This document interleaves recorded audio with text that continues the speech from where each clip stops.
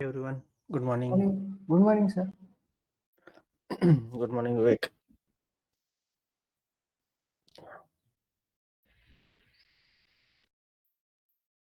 चलो और 1 minute wait करते हैं. Good morning. Morning. Good morning. Good morning.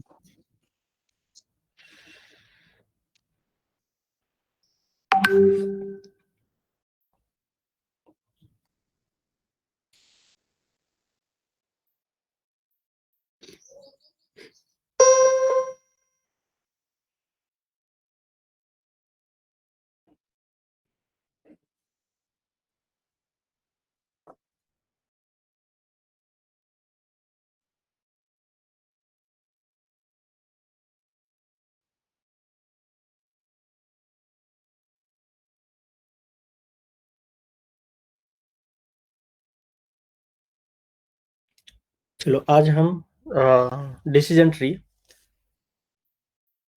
उसकी थियरी प्लस उसका इम्प्लीमेंटेशन देखेंगे. अगर उसके बाद थोड़ा सा टाइम बचा तो हम एडवांस एनसेम्बल टेक्निक जैसे रैंडम फॉरेस्ट है वो कवर करेंगे.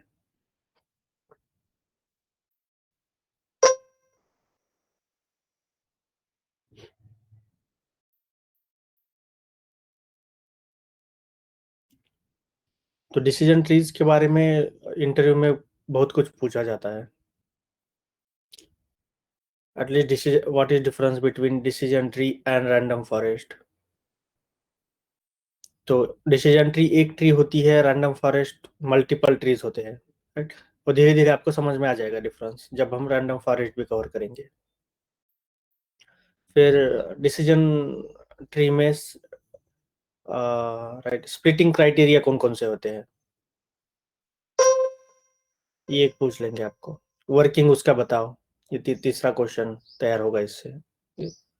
तो डिसीजन ट्री आप कब यूज करोगे, ये चौथा एक क्वेश्चन तैयार होगा.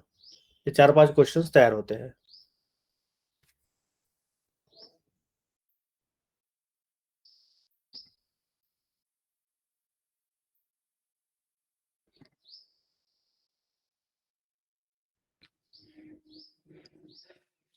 चलो डिसीजन ट्री मतलब जैसे हमारा ह्यूमन ब्रेन काम करता है वैसे ही डिसीजन ट्री काम करती है. तो डिसीजन ट्री एग्जैक्टली मैं अगर एनालॉजी दूँ आपको, तो लेट्स से कि हमें एक कार लेनी है, तो हम कौन कौन से क्वेश्चंस पूछेंगे खुद को, और कैसे अराइव करेंगे कि मुझे कौन सी गाड़ी लेनी है.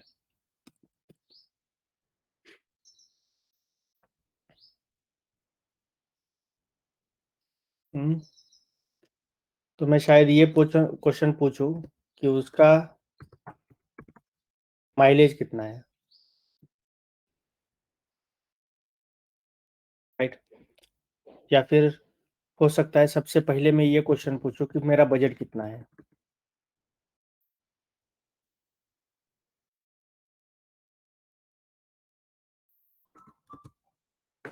एक मिनट दे दीजिए मुझे.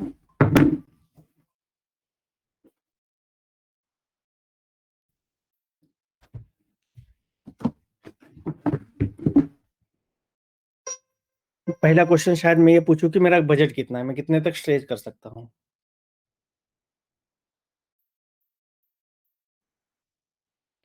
राइट. तो एक आंसर आ जाएगा कि मेरा बजट शायद 15 लाख से 20 लाख का है.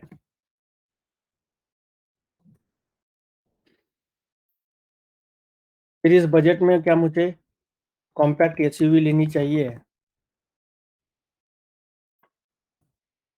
Versus SUV versus sedan versus hatchback, जो भी है, कौन सी लेनी चाहिए. तो शायद मैं प्रेफर करूंगा सीडान, क्योंकि मुझे मोर कंफर्ट चाहिए.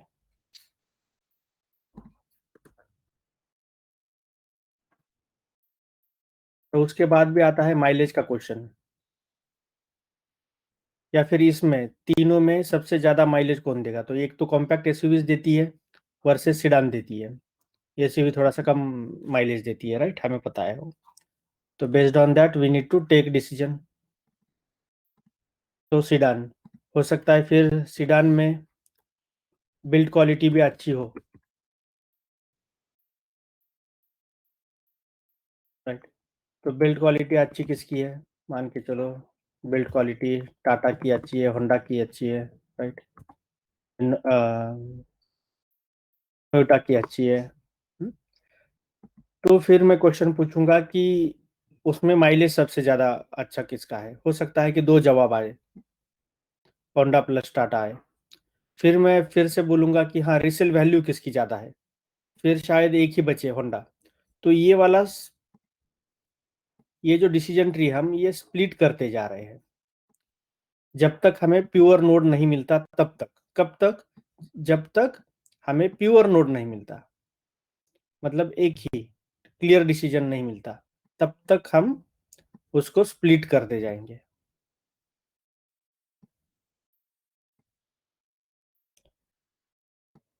राइट। और ये शायद क्लियर हमें यहाँ पे नोड मिले, फिर उसके बाद बाइफर्गेशन शायद नहीं हो, बस यही यही तक। सिमिलरली डिसीजन ट्री भी काम करता है, एल्गोरिदम।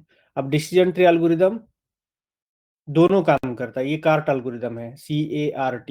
कार्ट मतलब क्लासिफिकेशन एंड रिग्रेशन टास्क, ये परफॉर्म कर सकता है। तो रिग्रेशन टास्क के लिए हम डिसीजन ट्री रिग्रेसर यूज करते हैं, उसका क्लास। डिसीजन ट्री से डिसीजन ट्री रिग्रेसर इंपोर्ट करते हैं। और क्लासिफिकेशन के लिए decision tree classifier model use करेंगे हम। ये दो अलग अलग मॉडल्स है, दोनों का ट्री स्प्लिटिंग क्राइटेरिया अलग अलग है थोड़ा सा। ये जो क्राइटेरिया है, ऐसे क्वेश्चन पूछते पूछते हैं हम, राइट। तो बट आप कैसे पता लगाओगे कि ये क्वेश्चन पहले पूछना है, या फिर ये पहले क्वेश्चन पूछना है, या फिर ये, या फिर ये, या फिर ये? कैसे हम फाइंड आउट करेंगे, वो भी आप आज देखेंगे हम। शायद हम कंफ्यूज हो जाए, राइट, कि पहला क्वेश्चन कौन सा पूछे, उसके बाद कौन सा, उसके बाद कौन सा। चलो, हमारे पास एक एग्जाम्पल है, अच्छा सा, वो हम देख लेते हैं यहाँ से। चलो, अच्छी बात है कि हमें एग्जाम्पल मिल गया, हम जल्दी से ये टॉपिक कवर कर पाएंगे। नहीं तो फिर मुझे मैन्युअली आपको बताना पड़ता कि कैसे ये स्प्लिट हो रहा है, बट हमें यहाँ पे एंड टू एंड एक एग्जाम्पल मिला है।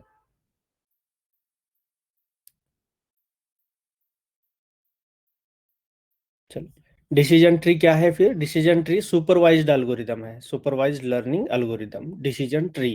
ट्री बेस्ड अनेक मॉडल्स है, random forest, decision tree, XGBoost, right, isolation forest. Isolation हमें एनोमली डिटेक्शन के लिए काम आएगा आगे जाके, but all algorithms are tree based algorithms.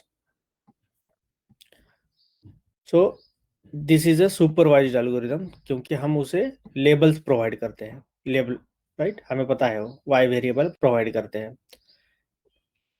That works for both categorical and continuous input and output variables.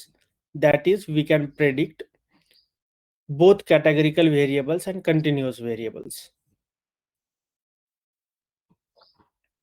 It's a flow chart like structure with if else condition. If else, ये नहीं तो क्या, अलग अलग क्वेश्चंस पूछते हैं हम। और टॉप नोड को हम रूट नोड बोलते हैं, कि एक पहला क्वेश्चन जो भी आता है, कैसे सेलेक्ट करेंगे कि पहला क्वेश्चन कौन सा पूछना है? पहला क्वेश्चन यानी रूट नोड है। You can start from a root node, then move through the tree branches, और फिर यहाँ पे डिफरेंट डिफरेंट आप क्वेश्चंस फिर पूछेंगे बेस्ड ऑन सम क्राइटेरिया।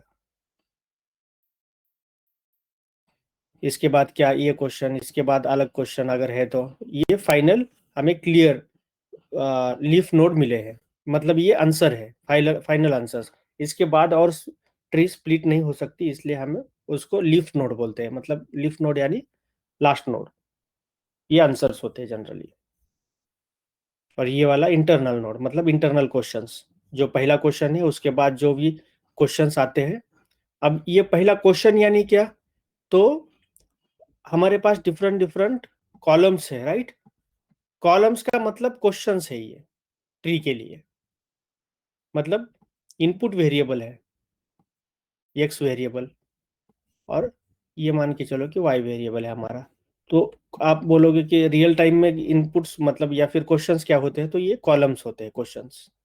ये 1 2 3 4 क्वेश्चंस है हमारे पास, और यहाँ पे एक आंसर है। तो कौन सा पहला क्वेश्चन चूज करोगे? पहला क्वेश्चन मान के चलो कि ये कॉलम हमने पिक किया, तो based on this column we split the tree. तो पहला क्वेश्चन ये तैयार होगा, और उससे उसके अकॉर्डिंगली हम ट्री स्प्लिट करेंगे। जैसे बजट हो गया यहाँ पे मेरा पहला कॉलम, तो बजट के हिसाब से मैं स्प्लिट करूंगा। बजट कितना है? 20 लाख से कम है, 20 लाख से ज्यादा है। 20 लाख से कम है तो मैं फिर ये फिर मैं क्या चूज करूंगा यहाँ से? Compact SUV, SUV, sedan, compact SUV, SUV, sedan. अगर हायर है तो मैं कार बाय नहीं करूंगा, सिंपली यहाँ पे इधर ही रुक जाता है। बट अगर आपको फर्दर डिवाइड करना है, नहीं नहीं 20 लाख से ऊपर है तो भी मैं कौन सी लूंगा, ये भी मुझे कैलकुलेट करना है, तो आप इसको भी बढ़ाओ फिर आगे, जो आपका प्रॉब्लम स्टेटमेंट है उसे उसके हिसाब से। फिर सेकंड क्वेश्चन हमने कवर किया, कॉम्पैक्ट एसयूवी, राइट। ये कॉम्पैक्ट एसयूवी, एसयूवी, और एक नोड बनता है यहाँ पे, ये सीडान वाला। फिर आता है सीडान। सीडान में भी फिर बिल्ड क्वालिटी किसकी अच्छी है? On the basis of build quality फिर टाटा, राइट, होंडा, ये बिल्ड क्वालिटी। उसके बाद भी फिर उनका माइलेज कितना कितना है, तो ऐसे करके हम उसको स्प्लिट करते जाते हैं हर किसी नोड को।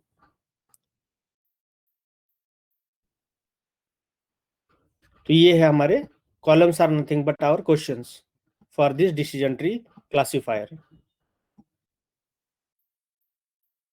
हम आज डिसीजन ट्री क्लासिफायर कवर कर रहे हैं। आपको खुद जाके डिसीजन ट्री रिग्रेसर को इम्प्लीमेंट करना है। मैं आपको प्रॉब्लम स्टेटमेंट बताता जाऊंगा,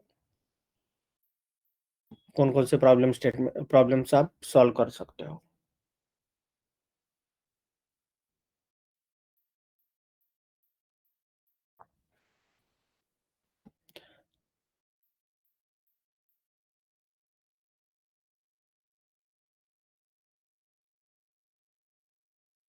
चलो, अब जो डिसीजन ट्री का स्प्लिटिंग क्राइटेरिया है, it is based on impure node कितना है वो, उसके बेसिस पे हम डिसाइड करते हैं कि कौन सा क्वेश्चन पहले पिक करना है, कौन सा कॉलम पहले पिक करना है, राइट। तो उसको इम्प्यूरिटी बोलते हैं। अब इम्प्यूरिटी होती क्या है, देखो इस फिगर को। There are two round objects of blue and green colour inside a square, and there are 3 squares. तो ये टोटल स्क्वेयर्स कितने हैं? 3 स्क्वेयर्स है, square 1, square 2, square 3।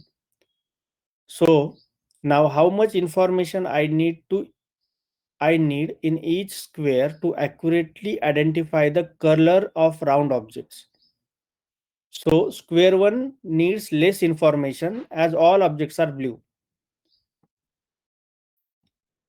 Square 2 needs more information than square 1 to tell accurately the color of object, and square 3 requires maximum information as both blue and green objects are equal in number. तो यहाँ पे हमें ज्यादा information लगती है, यहाँ पे सबसे कम, क्योंकि ये पूरे एक क्लियर नोड मिला है हमें। As information is a measure of purity, information is a measure of purity, square 1 is a pure node. तो हमें क्लियर आंसर मिला है, यहाँ पे एक ही आंसर है, मिक्सचर नहीं मिला। मिक्सचर मिलता तो फिर से हमें वो बाइफरगेट करना पड़ता, जब तक हमें क्लियर आंसर नहीं मिलते।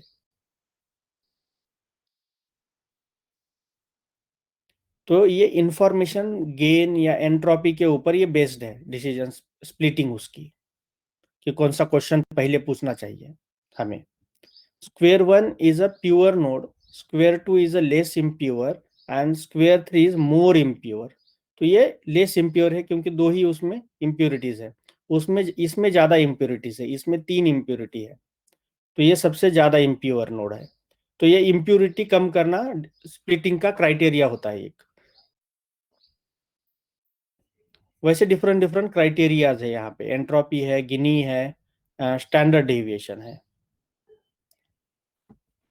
ये 3 क्राइटेरिया बेसिक। इसके अलावा भी है यहाँ पे रिडक्शन इन वेरिएंस एंड का स्क्वायर, यहाँ पे आप देखोगे वो भी। अगर किसी ने पूछा आपको कि डिसीजन ट्री के स्प्लिटिंग क्राइटेरिया कौन से है, तो आपको ये 4-5 बताने हैं उसको।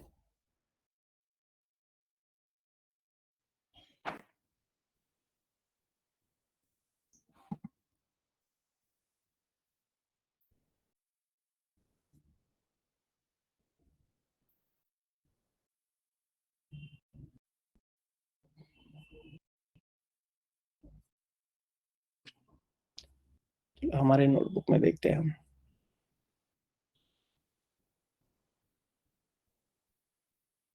देखो यहाँ पे गिनी इम्प्योरिटी, एंट्रोपी, इसके अलावा भी है इंफॉर्मेशन गेन का स्क्वायर इंडेक्स और स्टैंडर्ड डेविएशन, या फिर रिडक्शन इन वेरिएंस जिसको हम बोलते हैं। तो ये क्राइटेरियाज है, ठीक है, डिसीजन ट्री स्प्लिटिंग के लिए। जैसे यहाँ पे देखो, अब एक एग्जांपल इसमें,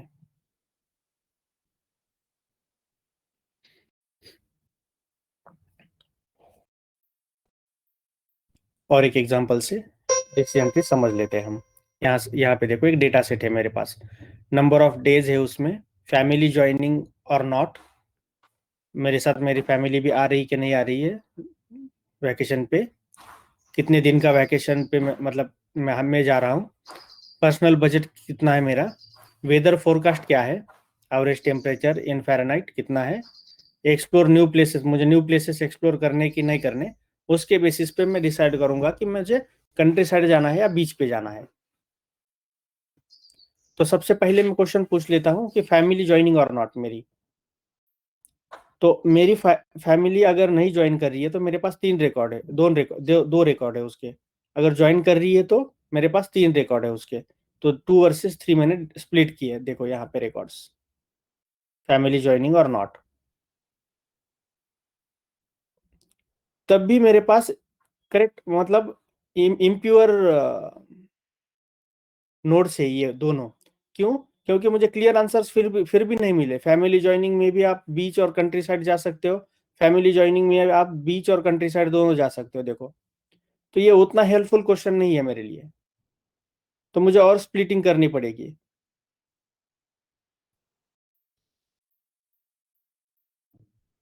हम्म, शायद पर्सनल बजट के ऊपर, डिफरेंट डिफरेंट वेरिएबल्स के ऊपर मुझे फर्दर स्प्लिटिंग करनी पड़ेगी। और तब तक करनी पड़ेगी जब तक मुझे ये क्लियर आंसर ना मिले। अब ये आंसर देखो यहाँ पे, ये मिक्स आंसर है, मतलब क्या, ये ऐसा आंसर मिला है, दोनों दोनों मिले हैं। तो ये क्लियर करवाना है हमें, देखो यहाँ पे ये क्लियर होना चाहिए आंसर मेरा। तब तक हम स्प्लिट करते रहेंगे ट्री को ऐसे ही, डिफरेंट डिफरेंट क्वेश्चन पूछ पूछ पूछ पूछ के। अगर यहीं पे आंसर मिलता है तो फिर हम रुक जाएंगे, फर्दर फर्दर स्प्लिटिंग के लिए हमें जाना ही नहीं है। उस केस में हमें फर्दर स्प्लिटिंग करने की जरूरत नहीं पड़ेगी जब हम क्लियर आंसर तक अराइव करेंगे तब। बट यहाँ पे आप देखोगे तो क्लियर आंसर्स नहीं मिले हमें, फिर भी हम कंफ्यूज है कि जाए कहाँ। मतलब कंट्री साइड बीच, यहाँ पे भी ऑप्शन है, यहाँ पे भी ऑप्शन है, यस नो दोनों में। तो पहले तो रूट नोड में हमने क्वेश्चन पूछ लिया कि फैमिली ज्वाइन कर रही है कि नहीं कर रही है हमें, बट फिर भी हमें इम्प्योर नोड मिला। हो सकता है उसके बाद थोड़ा सा एक क्वेश्चन और पूछे और प्योर नोड मिले। तो इस टाइप डिसीजन ट्री काम करता है।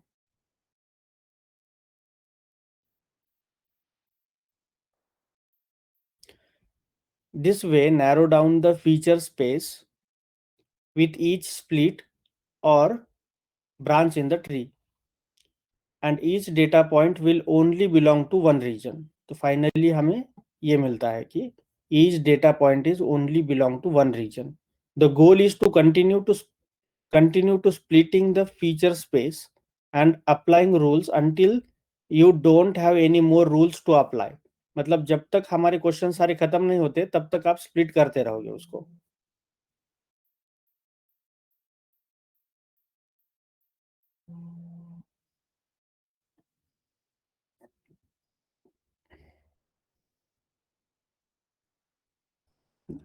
यहाँ पे भी देखो,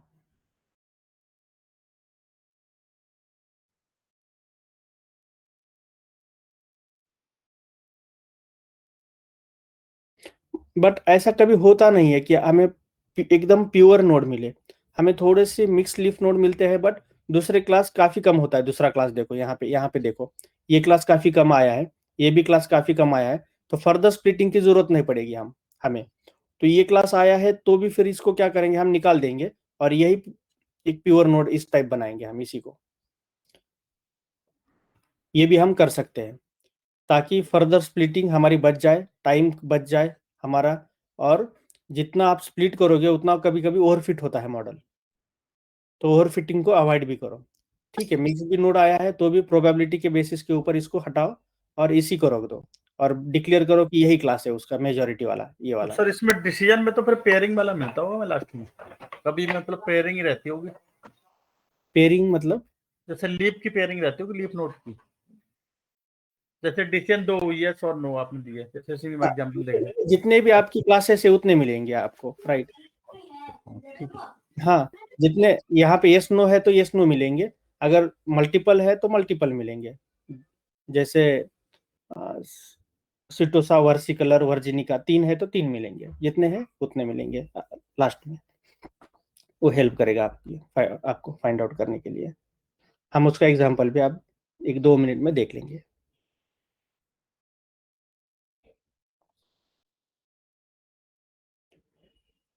तो बेस स्प्लिट कैसे कैलकुलेट करेंगे हम? बेस स्प्लिट या फिर क्वेश्चन कौन सा पहले पूछे ये कैसे डिसाइड करेंगे? तो उसके लिए हमारे पास चार चार पांच क्राइटेरिया है। गिनी इम्प्योरिटी है, एंट्रोपी है, इंफॉर्मेशन गेन है, रिडक्शन इन वेरिएंस है, और काय स्क्वायर है वैल्यू। तो इन चार के बेसिस के ऊपर हम कैलकुलेट करेंगे। उन चारों का अलग अलग फॉर्मूला आता है, बट फॉर्मूला कोई पूछेगा नहीं आपको बट ये डिसीजन ट्री क्राइटेरिया पूछेंगे कौन कौन से होते हैं। इसमें लॉस फंक्शन कौन सा है?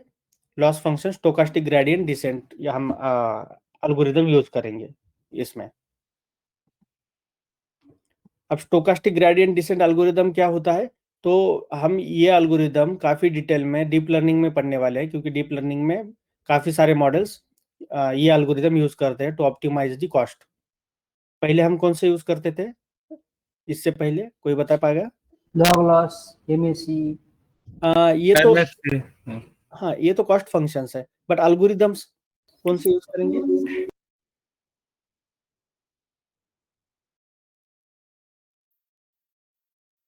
एल्गोरिदम तो लीनियर और लॉजिस्टिक की यूज की है। लीनियर रिग्रेशन में हमें कॉस्ट फंक्शन को ऑप्टिमाइज करना है। कॉस्ट फंक्शन को ऑप्टिमाइज करने के लिए एक एल्गोरिदम यूज करते हैं हम, राइट।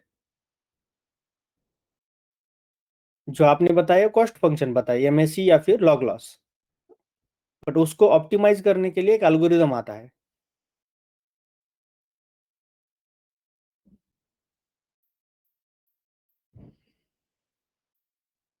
चलो सोचो 2 मिनट।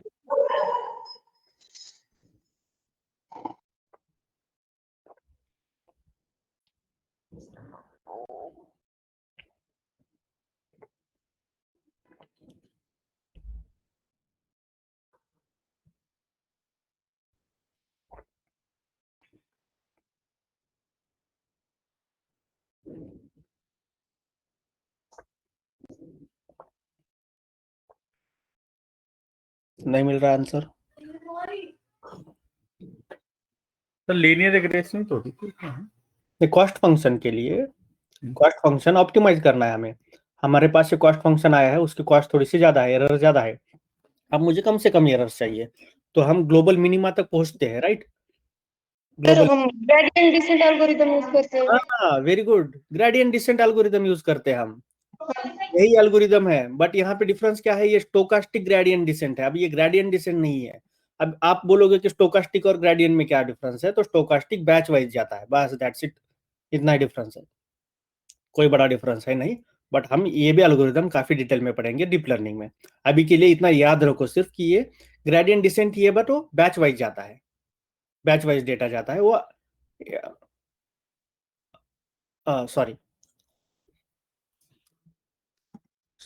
चलो एक बार ये कंफर्म करता हूँ, बैच वाइज नहीं जाता, ये एक्चुअली इंडिविजुअली जाता है या फिर मिनी बैच वाइज जाता है। मैं आपको दोनों का डिफरेंस एक बार बताता हूँ क्विकली। अब देखो ये वाला क्या होता है, यहाँ पे ग्रेडियंट डिसेंड में जितने भी रिकॉर्ड्स है पूरे रिकॉर्ड्स का हम क्या करेंगे, एमएससी निकालेंगे, राइट। और उस एमएससी को mean squared error on entire data set calculate करेंगे हम वाई हैट के ऊपर का मीन स्क्वेयर्ड एरर कैलकुलेट करेंगे, और ये मीन स्क्वेयर्ड एरर इसको दे देंगे। ये क्या है, पूरे रिकॉर्ड के लिए है, पूरे रिकॉर्ड के लिए एमएससी कैलकुलेट किया और ग्रेडियंट डिसेंट में भेजा। अब स्टोकास्टिक में होता क्या है कि स्टोकास्टिक में 1 by 1 रिकॉर्ड आते हैं। एक रिकॉर्ड आएगा मतलब सिर्फ एक लॉस आएगा, राइट, लॉस आएगा, सिर्फ एक रिकॉर्ड आएगा, उसके ऊपर आप ग्रेडियंट डिसेंट लगाओगे। फिर दूसरा लॉस आएगा, दूसरे लॉस के ऊपर ग्रेडियंट डिसेंट लगाओगे, तीसरे के ऊपर लगाओगे, चौथे के ऊपर लगाओगे। ऐसे ही करते करते आप पूरे डेटा सेट के ऊपर लगाओगे ग्रेडियंट डिसेंट एल्गोरिथम। उसी को बोलेंगे हम स्टोकास्टिक ग्रेडियंट डिसेंट, या फिर आप mini batch stochastic gradient descent use करेंगे। अब ग्रेडियंट डिसेंट में क्या होता है कि आपका जो मिनिमा पॉइंट है उसको जल्दी नहीं मिलता है, ऐसे ऐसे करके जाता है वो, क्योंकि ये 1 by 1 प्रोवाइड कर रहे हो आप। तो ये जो अगर ग्लोबल मिनिमा आप देखोगे इस टाइप टॉप व्यू में, ये ग्लोबल मिनिमा है आपका, ये वाला सेंटर। तो ये जाता कैसे है, ऐसे झिकझैक करके जाता है। अब ये वाला तो स्मूथली जाता है, ऐसे सीधे जाता है, बट ये वाला झिकझैक करके जाएगा क्योंकि बैच वाइज प्रोवाइड कर रहे हो, हर एक बैच का अलग अलग एरर है। तो ये अलग अलग एरर इतना डिफ्लेक्ट करता है वो उसको, और वो झिकझैक पैटर्न बनाता है जाते वक्त। तो जाएगा तो मतलब कन्वर्स तो होगा, बट ऐसे ऐसे जाता है वो। तो इसलिए यहाँ पे मिनी बैच वाइज भी लोग करते हैं। मिनी बैच मतलब छोटी छोटी बैच। अब ये एक ही बार में भी नहीं और एक एक रिकॉर्ड भी नहीं। आप क्या करोगे, 1000 रिकॉर्ड है तो 100 का बैच बनाओगे, 100 का बैच के ऊपर एमएससी कैलकुलेट करोगे, उसको ऑप्टिमाइज करोगे, फिर उसके बाद इसको ऑप्टिमाइज ऐसे करते करते सबको ऑप्टिमाइज करते जाओगे। तो बैच का फिर सैम्पलिंग हो गई क्या चीजें कुछ? सैम्पलिंग, हाँ सैम्पलिंग काइंड ऑफ सैम्पलिंग है, बट एमएससी की है, राइट। उसका सिर्फ बैच बना रहे हो आप, तो मिनी बैच। बट इसका फायदा क्या है, अब इसका फायदा ये है कि आपको बैच वाइज प्रोसेसिंग करनी है। जब लार्ज डेटा सेट होता है, काफी लार्ज डेटा सेट है, और एक ही वन टाइम आप ऑप्टिमाइज करने की कोशिश करते हो, तो ये हो सकता है कि इंटरप्ट हो आपका नोटबुक पूरा। जब वेरी लार्ज डेटा सेट के ऊपर आप काम कर रहे हो,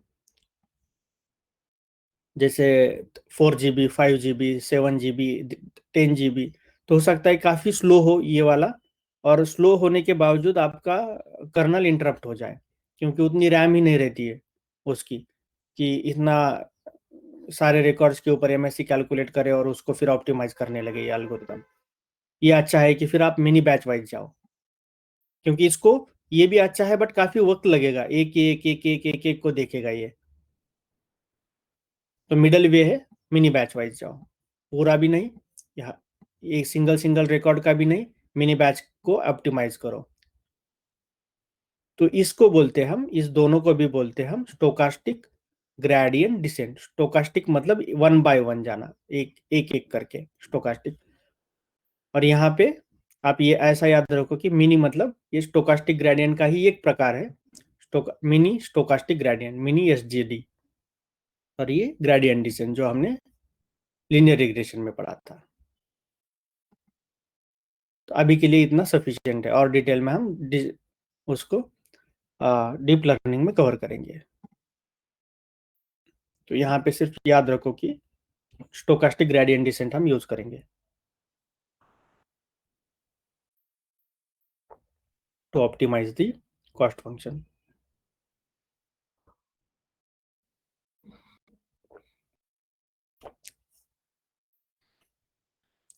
चलो और एक एग्जांपल अब यहाँ पे देख लेते हैं। एंट्रोपी का फॉर्मूला, एंट्रोपी होती क्या है? Entropy is the amount of information needed to accurately describe the data. ये क्या है? काइंड ऑफ इंफॉर्मेशन है, information needed to accurately describe the data. मतलब डेटा को डिस्क्राइब करने के लिए ये इंफॉर्मेशन सफिशिएंट है क्या?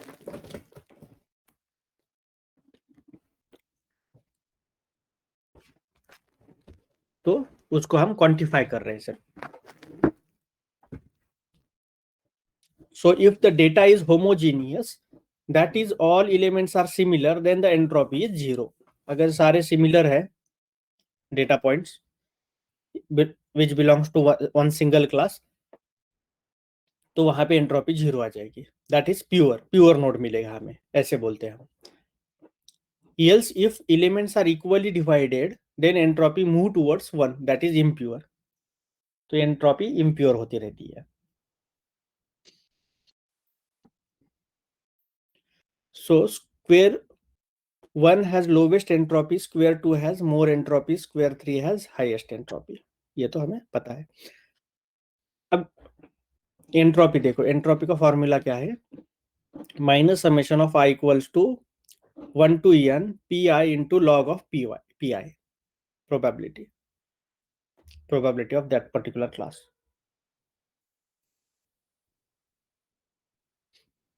और अब यहाँ पे देखो, it measures the impurity in the node. कौन सा? गिनी इंडेक्स या फिर गिनी इम्प्यूरिटी। गिनी इम्प्यूरिटी क्या बोलता है? It measures the impurity of the node. और यहाँ पे ये इंफॉर्मेशन बताता है हमें कि इंफॉर्मेशन कितनी है इसमें। और इट मेजर्स द इम्प्यूरिटी कि ये कितना इम्प्योर नोड है। It has a value between 0 and 1, so the Gini index of value 0 means samples are perfectly homogeneous. ये सिमिलर है, गिनी इंडेक्स और एंट्रोपी काइंड ऑफ सिमिलर है, बस ये इम्प्यूरिटी बताता है और वो इंफॉर्मेशन बताता है। तो फिर सर ये गिनी वाला एंट्रोपी यूज करता होगा इसके पीछे? नहीं, ये गिनी इंडेक्स का अलग फॉर्मूला ही अलग है, एंट्रोपी यूज नहीं करता। देखो यहाँ पे फॉर्मूला ही अलग है उसका, बनाया उन्होंने। सिमिलर है ये दोनों कंसेप्ट, बट फॉर्मूला वाइज अलग अलग है। गिनी इंडेक्स का मीनिंग 0 माने होमोजीनियस और 1 मतलब मिक्स नोड्स, तो यहाँ पे भी वही है। इंटरप्रिटेशन सेम है, वैल्यूज का इंटरप्रिटेशन सेम है, बट फॉर्मूला अलग अलग है। कौन सा भी आप एक फॉर्मूला, एक आप क्राइटेरिया उसमें पास कर सकते हो। जब आप डिसीजन ट्री क्लासिफायर बनाते हो तब स्प्लिटिंग क्राइटेरिया आप पास कर सकते हो कि गिनी यूज करना है या फिर एंट्रोपी यूज करना है, ये आपके बेसिस के ऊपर है। बट ये मोर और लेस तो सेम ही है, सिमिलर वे में काम करते हैं, तो कौन सा भी आप दे दो उसको क्राइटेरिया। ये अलग अलग सिर्फ क्राइटेरिया बनाए हैं स्टैटिस्टिशियंस लोगों ने।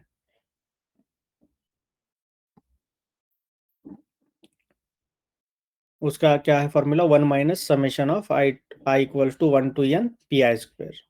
अब हम एग्जैक्टली कैलकुलेट कैसे करते हैं ये सारी चीजें हम देख लेते हैं 2 मिनट में।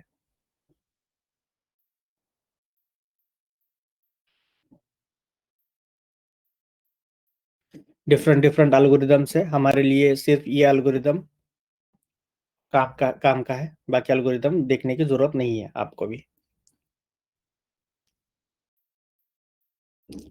कार्ट क्या होता है? हमने देखा है कि ये दोनों काम करता है, क्लासिफिकेशन एंड रिग्रेशन। तो क्लासिफिकेशन ट्री के कैसे होती है?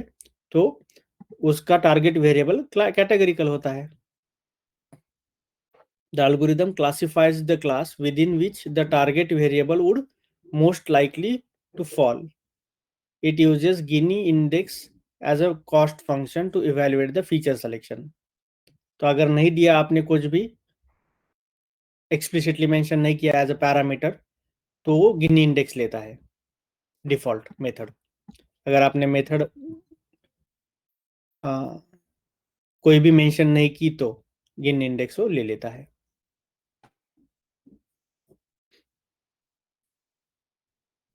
तो एग्जांपल क्या है उसके, कोई भी एक क्लासिफिकेशन टास्क, जैसे diabetic versus non diabetic, right, या फिर rain tomorrow versus no rain tomorrow. और रिग्रेशन ट्री में क्या होता है, रिग्रेशन ट्री में टारगेट वेरिएबल हमारा कंटिन्यूअस वैल्यू होता है।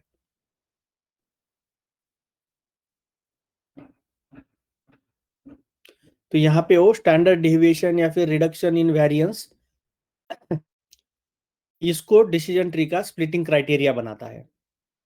बाकी जो सारे डिसीजन स्प्लिटिंग क्राइटेरियाज है वो हम क्लासिफायर के लिए यूज करते हैं, जैसे गिनी इंडेक्स हो गया, इम्प्योरिटी एंट्रोपी हो गया, इंफॉर्मेशन गेन हो गया, ये तीनों। और ये जो चौथा है रिडक्शन इन वेरिएंस या फिर स्टैंडर्ड डिविएशन, जो भी आप बोलो उसको, ये रिग्रेशन ट्री में काम आता है, रिग्रेसर में काम आता है। ये सवाल पूछा जाता है, ठीक है, कि डिसीजन ट्री लेट्स से मैं अगर रिग्रेशन टास्क के लिए उसका यूज करूं तो स्प्लिटिंग क्राइटेरिया क्या रखता है। तो स्प्लिटिंग क्राइटेरिया क्या रखता है, standard deviation, reduction in standard deviation, या फिर रिडक्शन इन वेरिएंस कोई कोई बोलता है। किसी किसी आर्टिकल में आप पढ़ोगे तो स्टैंडर्ड डेविएशन वेरिएंस निकालना वही बात है, उससे सिर्फ ये स्क्वायर रूट है वेरिएंस का, उतना ही डिफरेंस है, बाकी कोई भी यूज करो। बट जनरली आप बोलोगे कि reduction standard deviation reduction as a metric हम यूज करते हैं रिग्रेशन ट्री में, और बाकी सारे क्लासिफिकेशन ट्री में यूज करते हैं। कौन कौन से हो, Gini index, entropy, information gain, information gain. ये तीन टोटल 4 ही याद रखो, 4 में से 3 का स्क्वायर वगैरह बाकी लोग बताते हैं, बट उतना इसमें जाने की जरूरत नहीं है हमें, बस 4 याद रखो। क्लासिफिकेशन के लिए और रिग्रेशन के लिए कौन कौन सा स्प्लिटिंग क्राइटेरिया यूज करते हैं वो एक याद रखो। अब हम एग्जैक्टली देखते हैं कि स्प्लिटिंग क्राइटेरिया कैसे वर्क होता है, इस एग्जांपल से समझ लेते हैं। अभी तो हमने थ्योरी पढ़ी, शायद आपको क्लियर ना हो, आप देखो कि पूरा क्लियर हो जाएगा पिक्चर। देखो यहाँ पे कुछ कॉलम है मेरे पास, और लाइक और डिसलाइक हमारा वाई वेरिएबल है, ये प्रेडिक्ट करना है हमें, ये लास्ट कॉलम। बाकी इनपुट कॉलम्स है, इनपुट कॉलम्स मतलब ये क्वेश्चन है, हर एक क्वेश्चन आता है ये वाला। Days, how many days, meal type, spicy है कि नहीं है, क्विजिन कौन सा है, पैक्ड है कि नहीं है, पैक्ड हॉट है कि कोल्ड है, प्राइस कितनी है। तो उसके ऊपर मैं डिसाइड करूंगा कि मुझे इस फूड को, इस क्विजिन को लाइक करना है या डिसलाइक करना है।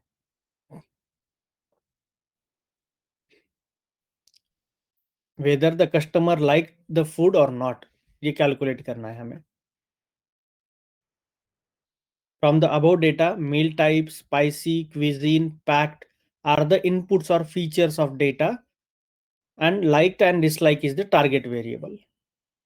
लाइक है या डिसलाइक है ये तो टारगेट वेरिएबल है हमारा। Let's start building having a Gini index. चलो यहाँ पे इन्होंने गिनी इंडेक्स का एग्जांपल लिया है एज ए इम्प्योरिटी मेजर। तो पहला क्वेश्चन देखो इन्होंने क्या पूछा है, मील टाइप का पूछा है। अब आप बोलोगे कि ये क्यों, नहीं ये नहीं, एक्चुअली हमें सारे क्वेश्चंस पूछने पड़ते हैं कि, और फिर हम उसको प्रायोरिटाइज करते हैं बेस्ड ऑन गिनी इंडेक्स, कि सबसे इंपॉर्टेंट क्वेश्चन कौन सा है, उसको हम टॉप पे लेके आएंगे। देखो यहाँ पे कैसे कैसे लेके आते हैं हम। पहले तो हमने शुरुआत को किसी से भी करो, क्योंकि हमें सबका गिनी इंडेक्स कैलकुलेट करना है, सब कॉलम का 1 2 3 4 5 6, और सबका जिसका ज्यादा प्योर आ जाएगा उसको एज अ फर्स्ट क्वेश्चन पूछना है हमें। वो क्वेश्चन हम पहले पूछेंगे इस डेटा को। जैसे यहाँ पे देखो, meal type is a nominal data that has 3 values, breakfast, lunch और डिनर। ये नॉमिनल डेटा है मेरे पास। नॉमिनल मतलब ये कंटिन्यूस वैल्यू नहीं, ये डिस्क्रीट वैल्यू का डेटा है मेरे पास। तो हम ऐसे क्लासिफाई करते हैं यस और नो में। जो अगर मील टाइप ब्रेकफास्ट है तो यस आंसर कितने का है? अगर मील टाइप ब्रेकफास्ट है तो यस आंसर कितने हैं? कोई बताएगा यस आंसर्स कितने हैं ब्रेकफास्ट में? ये दोनों नो है, ये नो है, ये यस है। 9 नंबर का 2 है। 2 है, दो है, राइट? दो, हाँ। सिर्फ 2 रिकॉर्ड है जहां पे मील टाइप ब्रेकफास्ट है और लाइक और डिसलाइक में यस है। ऐसे सिर्फ 2 रिकॉर्ड है मेरे पास, देखो यहाँ पे। तो यहाँ पे यस के 2 हो गए ब्रेकफास्ट। वैसे ही कैलकुलेट किया लंच का, वैसे ही कैलकुलेट किया डिनर का, यस और नो के रिकॉर्ड्स कितने हैं। तो टोटल कितने हैं? 5, 4 और 5 टोटल रिकॉर्ड्स है ये। ब्रेकफास्ट के टोटल रिकॉर्ड्स कितने हैं मेरे पास? ब्रेकफास्ट के 1, 2, 3, 4, 5 5 रिकॉर्ड्स है ब्रेकफास्ट के। उसमें से यस कितने हैं और नो कितने हैं ब्रेकफास्ट के। तो ये वाला एक टेबल बन गया। अब गिनी इंडेक्स कैलकुलेट करो। अब गिनी इंडेक्स का फॉर्मूला हमने देखा है, तो ये क्या है? 1 minus probability of yes whole square plus probability of no मतलब फेल्यूर होल स्क्वायर। ये दोनों कैलकुलेट किए, उसका आंसर एक आया 0.48। 0.48। फिर लंच का कितना आता है गिनी इंडेक्स लंच के लिए? तो ये 0 आएगा। क्यों 0 आता है? क्योंकि 4 ही रिकॉर्ड्स लंच के लिए यस है, मतलब लंच बेहतर ही है, वी लाइक लंच। तो इसलिए ये प्योर नोड मिल गया हमें, नो के रिकॉर्ड्स ही नहीं है, तो ये प्योर नोड मिला। इसका मतलब क्या है? ये इसकी वैल्यू 0 आ गई। 0 मतलब pure nodes, homogeneous nodes, right? हमने अभी देखा ये होमोजेनियस नोड मिला है हमें, 0 मतलब। और फिर डिनर का कैलकुलेट करो, डिनर का 3/5, 3/5, 2/5 होल स्क्वायर 1 माइनस, राइट? ये करो, ये आ जाएगा पॉइंट फिर से 48। Now we will calculate the weighted sum. अब फाइनल सम कैसे कैलकुलेट करोगे आप? Weighted sum of Gini index for meal type features. Meal type के लिए आप क्या करोगे? वेटेड एवरेज लोगे। वेटेड एवरेज कैसे लोगे उसका? अब गिनी इंडेक्स मील टाइप में अब क्या करोगे? यहाँ पे 5/14, ये 5 है, टोटल रिकॉर्ड 14 है, ये 5 ब्रेकफास्ट का 5/14 इंटू 0.48। फिर करोगे 4/14, 4, ये टोटल डिवाइडेड बाय ये समेशन ऑफ दिस कॉलम 4/14 और 5/14 इंटू 0.48। तो इसका एक गिनी मिल गया, पूरे कॉलम का, एंटायर कॉलम का हमारे पास गिनी मिल गया। वो गिनी कितना है? 0.342 इस कॉलम का मिल गया हमें, एक कॉलम का। बाकी सारे कॉलम्स का कैलकुलेट करो। अब यहाँ पे देखो स्पाइसी में भी लो, हाई और नॉर्मल, ये 3 वैल्यूज है स्पाइसी में। तो उनके कितने कितने रिकॉर्ड्स है? तो ये देखो, स्पाइसी कम स्पाइसी में यस रिकॉर्ड्स है 2, नो 2 रिकॉर्ड्स है, हाई में 3 है और नो में 1 है उसका। मतलब क्या? कम स्पाइसी जो लोग खा रहे हैं, वो खाना अच्छा बना है, वो 2 लोग बोल रहे हो 4 में से, और 2 लोग बोल रहे हैं कि 2 लोग डिसलाइक आवर फूड। जो हाई स्पाइसी वाले हैं, अगर हाई स्पाइसी खाना बना है तो यस बोलने वाले लोग 3 है वर्सेस 1, और 4 वर्सेस 2 फॉर नॉर्मल स्पाइसी। तो इसके ऊपर भी आप क्या करो? गिनी कैलकुलेट करो, जैसा हमने पहले कॉलम पे ऊपर कैलकुलेट किया है। तो फाइनल उसका आंसर 0.439 आएगा। वैसे ही क्विजिन के ऊपर करो। क्विजिन दो प्रकार के होते हैं, गुजराती और साउथ इंडियन। साउथ इंडियन अगर है खाना तो काफी लोग लाइक कर रहे हैं उस फूड को, यस बोल रहे हैं। गुजराती खाना है तो 3 लोग यस बोल रहे हैं, 4 लोग नो बोल रहे हैं, उसको लाइक नहीं कर रहे। तो इसका देखो, इसका गिनी इंडेक्स कितना आता है क्विजिन के लिए? तो ये 0.367 आता है। फिर वैसे ही अगले कॉलम के लिए कैलकुलेट करो, वो कितना आता है देखो। तो ये सारे फीचर्स हो गए मेरे पास, right? Meal type, spicy, cuisine और पैक्ड। अब ये देखोगे आप कि we can conclude that lower Gini index as a meal type and lower Gini index means highest purity. ये हमने देखा है, गिनी इंडेक्स कम से कम होना मतलब हाईएस्ट प्योरिटी वाला रिजल्ट आ। हाँ, तो अब हम पहला क्वेश्चन क्या पूछेंगे उस डेटा को कि भाई तो तेरी मील टाइप कैसी है, कौन सी है। तो पहला क्वेश्चन मतलब ये जाएगा रूट में, and more homogeneity, so our root node is meal type. तो मील टाइप कौन कौन सी है, उसके अकॉर्डिंगली हम क्या करेंगे, उसको अब ब्रेक डाउन करेंगे उस डिसीजन ट्री को, एक तो ब्रेकफास्ट में, लंच में या डिनर में। फिर आगे के क्वेश्चंस फिर से सेम रिपीट करेंगे ऐसे ही। ये कॉलम तो हट गया हमारा मील टाइप वाला। अब दूसरा कॉलम कौन से लेने हैं, यहाँ पे सारे कॉलम्स कैलकुलेट करो ब्रेकफास्ट, जो मील टाइप ब्रेकफास्ट है, और बाकी सारे कॉलम्स कैलकुलेट करो, यहाँ पे भी बाकी सारे, और एक लेके आओ फिर वहां, यहाँ पे वो क्वेश्चन पूछो उसको। Let's calculate the next split with Gini index. हाँ हेलो। हाँ सर, एक डाउट था। हम्म, जो आपने एक ऊपर आप स्क्रॉल करोगे जरा। हाँ, ये पे वो जो ब्रेकफास्ट अभी मील टाइप, हमने मील टाइप से सॉर्टिंग किया कि ब्रेकफास्ट, लंच और डिनर के हिसाब से, ठीक है। अभी जो हम लोग नेक्स्ट क्वेश्चन जो पूछने वाले हैं उसमें हम लोग ब्रेकफास्ट के हिसाब से कॉलम को डिवाइड करेंगे या कैसा करेंगे? पूरे कॉलम्स को हम डिवाइड करेंगे फिर से, हाँ ब्रेकफास्ट के हिसाब से ही। ब्रेकफास्ट ब्रेकफास्ट तो हो गया क्राइटेरिया, राइट। तो बाकी हाँ। कॉलम के सिर्फ ब्रेकफास्ट के ही लेंगे हम, बाकी नहीं लेंगे।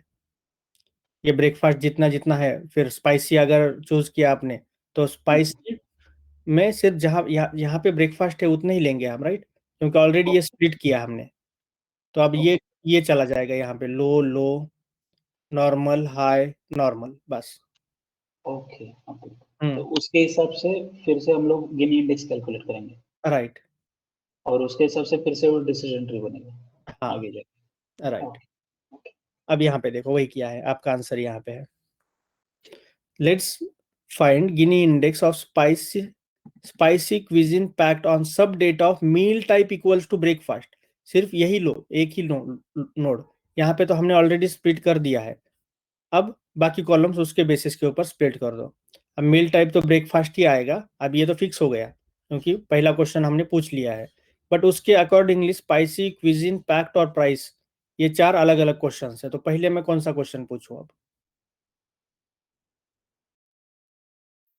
तो GI कैलकुलेट करती फिर से। फिर से कैलकुलेट करना पड़ेगा हमें। देखो यहाँ पे Gini index breakfast, Gini of meal type breakfast और स्पाइसी इक्वल्स टू लो, इसके ऊपर का कैलकुलेट किया है। फिर meal type breakfast and spicy equal to high, इसके ऊपर का अलग से किया है। फिर मील टाइप ब्रेकफास्ट ही है बट स्पाइसी नॉर्मल है, उसके ऊपर का किया है। फिर उसका एवरेज निकाला है तो वो आ गया 0.2।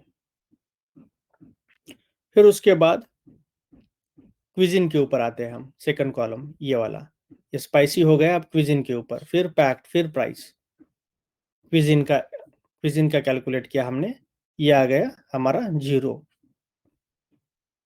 क्योंकि गुजराती है, तीनों नो है आंसर्स, प्योर नोड मिले। देखो साउथ इंडियन है, 2 यस मिले हमें, तो ये प्योर मिल गया नोड, इसलिए आंसर 0 आ गया। फिर मील टाइप ब्रेकफास्ट और पैक्ड इक्वल्स टू हॉट, ये वाला क्राइटेरिया हम यूज कर रहे हैं। पैक्ड में, पैक्ड एक कॉलम का नाम है, उसमें 2 वैल्यूज है सिर्फ, हॉट और कोल्ड। तो यहाँ पे इम्प्योरिटी है, देखो, तो यहाँ पे इम्प्योर रिजल्ट्स आ गया। फिर यहाँ पे देखोगे आप तो फीचर्स फिर से हमें मिल गए, spicy cuisine packed, spicy cuisine packed पे 0.2, 0.466। तो सबसे जो प्योर नोड आया है वो क्विजिन का आया। तो अगला क्वेश्चन हम क्विजिन के ऊपर पूछेंगे ब्रेकफास्ट के लिए। तो क्विजिन बोलेंगे साउथ इंडियन है कि गुजराती है। अगर साउथ इंडियन है तो आंसर यस है, अगर गुजराती है तो डिसलाइक आंसर है। तो ब्रेकफास्ट में लोग साउथ इंडियन खाना पसंद करते हैं। क्लियर मिल गया हमें यहाँ पे आंसर शायद, राइट। क्विजिन का क्वेश्चन पूछा तो क्लियर मिलेंगे आंसर्स हमें। देखो यहाँ पे क्लियर मिल गए। तो Gujarati no, South Indian yes. तो यहाँ पे हमने हम अब ट्री को फर्दर स्प्लिट नहीं कर पाएंगे क्योंकि हमें प्योर आंसर्स मिल गए। अगर मील टाइप ब्रेकफास्ट है और क्विजिन उसका साउथ है तो कस्टमर हमारा वो ब्रेकफास्ट लाइक करता है।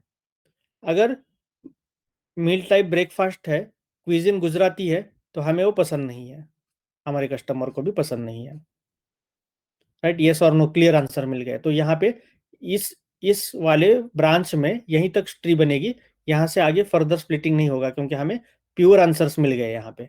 अब आगे नहीं जाएंगे, हम बढ़ भी नहीं पाएंगे, खत्म हो गया यहाँ पे। अब हम लंच के लिए जैसे इसमें लंच, इसमें लाइक और डिसलाइक में यस और नो मिल जाता तो हम फिर आगे बढ़ना पड़ता है, फिर बनना पड़ता फिर से। तो हम यस आ गए हमारा। अब लंच के लिए वो बता रहा है हमें कि लंच के लिए कैसे कैसे जाएगा। तो लंच के लिए सिर्फ यस मिलेगा, हमें यस मिलेगा क्या? सारे लंच यस है, देखो प्योर नोड मिल गया यहाँ पे भी। यहाँ तो फर्दर क्वेश्चन है ही नहीं, मील टाइप लंच है तो ठीक है, यस। यस नो नहीं, नो नहीं है यहाँ पे, आंसर ही नहीं है नो। तो एक ही मिल गया हमें यहाँ पे, देखो लंच में। फिर मील टाइप डिनर में देखो कैसे कैसे स्प्लिटिंग होती है। डिनर में स्पाइसी, क्विजिन और पैक्ड की, फिर से आप अगर कैलकुलेट करोगे तो हम सीधा आप जाते हैं इसके ऊपर। तो पैक्ड की गिन इंडेक्स सबसे कम आता है, पैक्ड का देखो 0 आ गया। स्पाइसी और क्विजिन का इक्वल है 0.46, तो इम्प्योर नोड से ही है। पैक्ड हमारा प्योर नोड मिल गया हमें। तो अगला क्वेश्चन हम पूछ रहे हैं कि ये पैक्ड क्या है, कोल्ड है या हॉट है, उसके ऊपर हम डिसाइड करेंगे। शायद पैक्ड का अगर देखोगे आप तो पैक्ड हॉट है तो यस है, कोल्ड है तो नो है शायद। राइट, तो यहाँ पे भी देखो क्लियर आंसर्स मिल गया हमें। खाना गर्म है तो हम लाइक कर रहे हैं, खाना गर्म नहीं है तो हम लाइक नहीं कर रहे हैं उस फूड को। सीधे सीधे आंसर से ये भी। अब अगले क्वेश्चन, बट अगर अगले क्वेश्चन पूछने की जरूरत ही नहीं पड़ेगी क्योंकि हमें यहाँ पे सारे आंसर्स ही मिल गए, तो हम बाकी कॉलम्स के ऊपर जाएंगे ही नहीं। अब जो भी बाकी बचे हैं कॉलम्स, राइट, स्पाइसी वगैरह बचा है फिर भी, बट हम जाएंगे ही नहीं, यहीं तक हमारी ट्री आ गई क्योंकि हमें सारे सब रिकॉर्ड्स के आंसर्स मिल गए। इतना ही पूछोगे तो सारे आंसर्स मिल जाएंगे, बाकी कॉलम्स देखने की भी जरूरत नहीं है। उसको बोलते हैं फीचर इंपॉर्टेंस। तो फीचर्स कितने इंपॉर्टेंट फीचर्स है? सबसे पहले मील टाइप लंच, राइट सॉरी, मील टाइप, क्विजिन और पैक्ड, ये तीन ही कॉलम हमारे लिए इंपॉर्टेंट है। बाकी कॉलम्स उतने इंपॉर्टेंट नहीं है क्योंकि हमने वो यूज ही नहीं किए इस केस में, तो क्योंकि हमें सारे प्योर नोट्स यहीं पे मिले। अगर नहीं मिलते तो हम फर्दर स्प्लिटिंग करते करते उसको अचीव करते। और कभी कभी ऐसा भी होता है रियल लाइफ एग्जांपल में कि लास्ट तक हमें प्योर नोड ही नहीं मिलता, तो बेस्ड ऑन प्रोबेबिलिटी हमें वो देखने पड़ते हैं कि कितनी इम्प्योरिटी है। थोड़ी फार इम्प्योरिटी है तो छोड़ो छोड़ो जाने दो, ऐसे बोलते हैं हम, और फाइनली वो सेलेक्ट करता है ट्री उस क्लास को। बट यहाँ पे तो काफी अच्छा एग्जांपल मिला है हमें।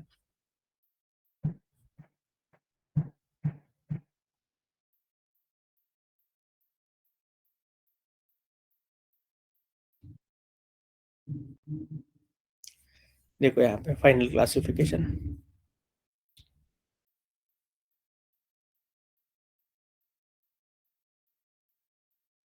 ये काफी इंट्यूटिव आर्टिकल मिला मुझे। पहले मैं एक मुझे लगता है अलग एग्जांपल पे मैं समझाता था, बट ये आयता एग्जांपल हमें मिला।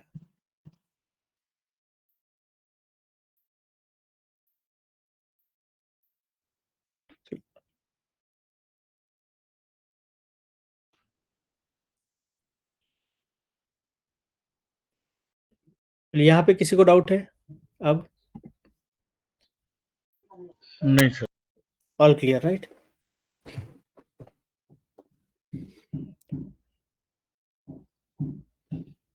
बाकी लोग, विवेकानंद, मोनिका। सर एक पूछना था, अगर प्योर नोड मिल गए तो बाकी सब फीचर के ऊपर क्वेश्चन पूछने की जरूरत ही नहीं, जरूरत ही या, नहीं। या फिर पूछेंगे तब भी यही आंसर मिलेगा, ऐसा हाँ, कुछ है? ये नहीं पूछता ही नहीं है, स्प्लिट ही खत्म होता है अगर आप ये स्प्लिटिंग क्राइटेरिया ले रहे हो तो। Okay, बाकी तो फीचर इंपॉर्टेंस रहेगा ही नहीं, ठीक तो है सर, इतना ही क्लियर हो है। सकता हो। हाँ हाँ। सर ये सर सर जब किसी कॉलम का गिनीज को निकालते हैं तो आखिर में उसका वेटेड एवरेज निकालते हैं वो। हाँ, वेटेड एवरेज निकालता है वो। अभी अलग अलग इम्प्लीमेंटेशन हो सकते हैं कि वेटेड एवरेज निकाले या एवरेज निकाले, ओके सर। बट हाँ जनरली हाँ वेटेड एवरेज ही निकलता है उसका।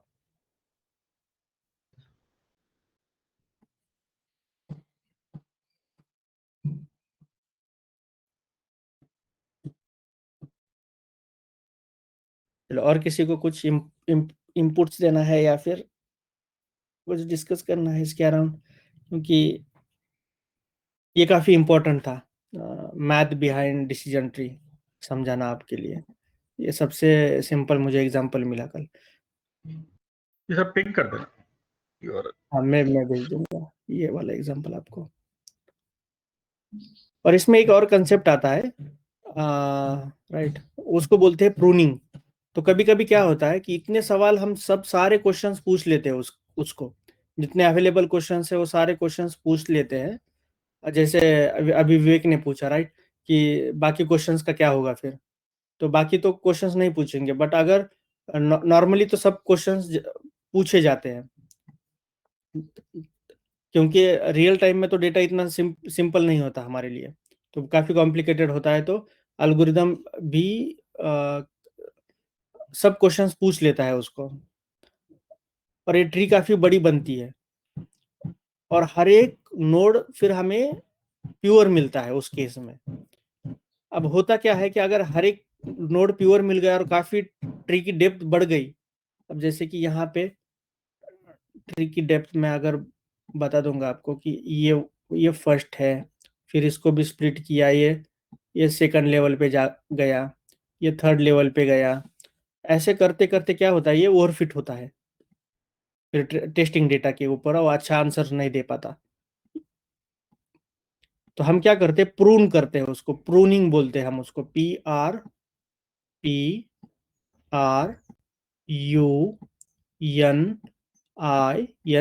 प्रूनिंग। प्रूनिंग प्रोसेस मतलब क्या, इसको हम कट करते हैं यहीं यहीं तक। अब ये कितने होने चाहिए आप बोलोगे तो, ये 10 के ऊपर हम जनरली उस ट्री को जाने नहीं देते, स्प्लिट नहीं होने देते, नहीं तो फिर ये क्या करता है, ओवरफिट होता है। ट्रेनिंग के ऊपर ये सब कुछ क्वेश्चन पूछ के आंसर तो लेके आएगा, क्लियर नोड प्योर नोड तो लेके आएगा, बट टेस्टिंग के ऊपर वो नहीं कर सकता यही काम। तो टेस्टिंग के ऊपर एक्यूरेसी काफी गिर जाती है उसके कारण। तो हम क्या करते हैं, इसको अवॉइड करने के लिए प्रूनिंग करते हैं, ट्री को प्रून करना बोलते हैं उसको।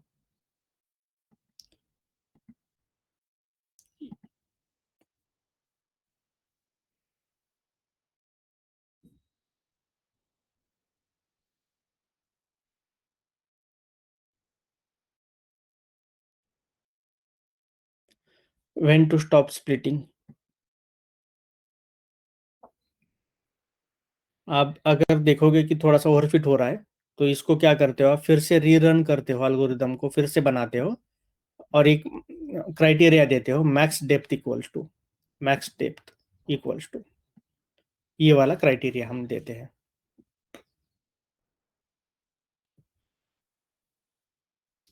और मैक्स फीचर्स भी दे सकते हैं कि सब फीचर्स मत यूज करो, आप सब फीचर्स मत यूज करो, इंपॉर्टेंट फीचर्स जितने भी है उतने ही लो और उतने ही यूज करो। मैक्स फीचर्स, या फिर first few max features use करो। जैसे 10 फीचर्स है तो 10 में से 7 ही फीचर्स यूज करो, तो मैक्स फीचर्स इक्वल्स टू 7 आप दे सकते हैं अगर वो ओवर फिट हो रहा है तो इसके अराउंड प्ले कर सकते हो। यहाँ से अब आपका आप देखोगे तो ये शुरू हो रहा है, पैरामीटर्स हम पास कर पा रहे हैं, राइट, एल्गोरिदम में। पहले हमने कौन पैरामीटर्स पास नहीं किए थे।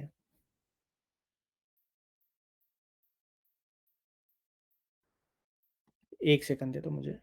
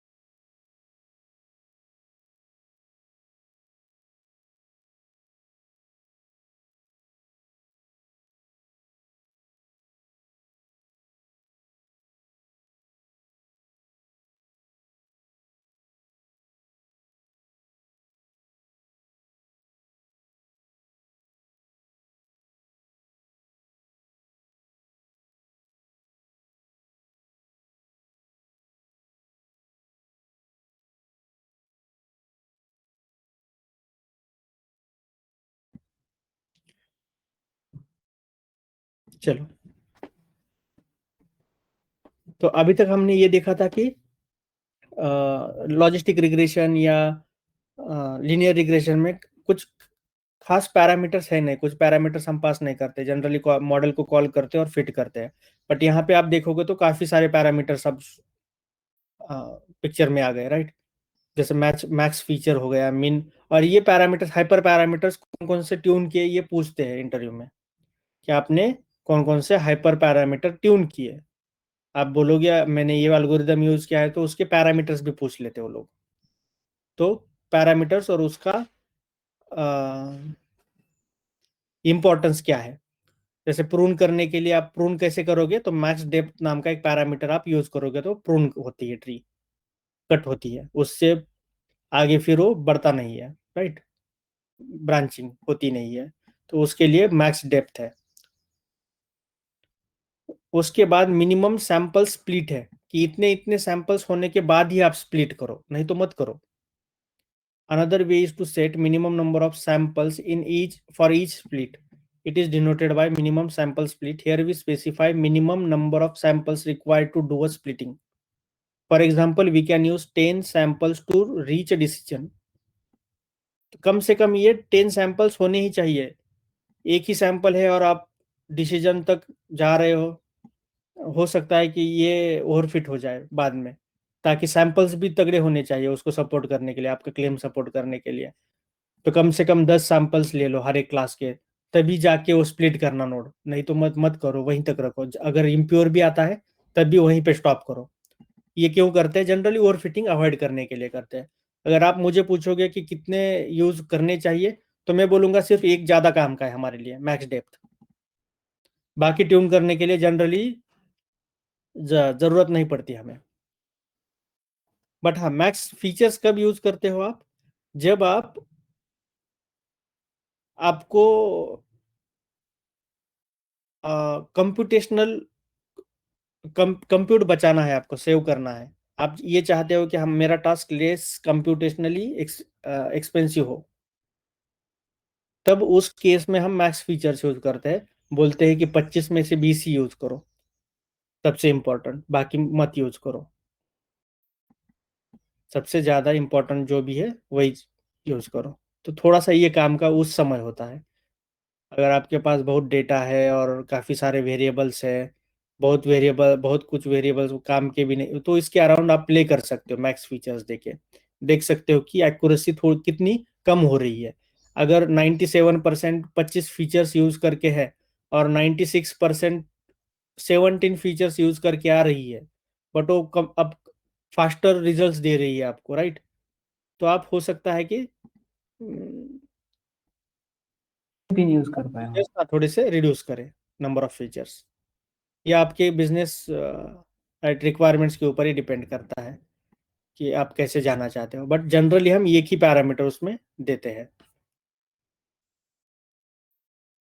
तो 2-3 इंपॉर्टेंट है, काफी सारे पैरामीटर्स है।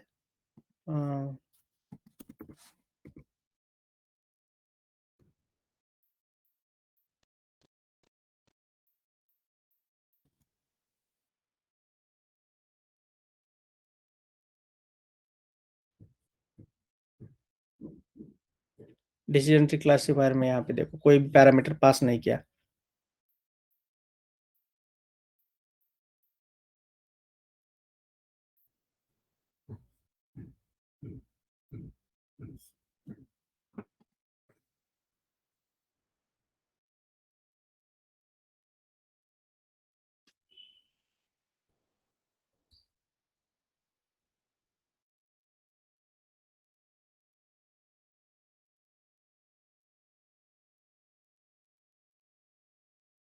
अब इन्होंने एग्जैक्ट दिया भी है कि कौन कौन से फॉर्मूला जो उन्होंने बैक एंड में यूज किए हैं।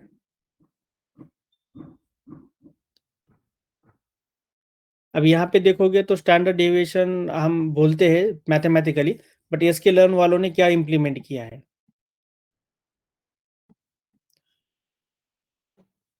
पॉइजन यूज किया है। पॉइजन डेविएंस यूज किया है, एक नया फॉर्मूला लेके आए वो लोग, और ये मीन स्क्वेयर्ड एरर, ये दो लेके आए। जनरली हम पॉइजन यूज करते हैं। मीन स्क्वेयर्ड, मीन एब्सोल्यूट, ये तीनों है वैसे तो।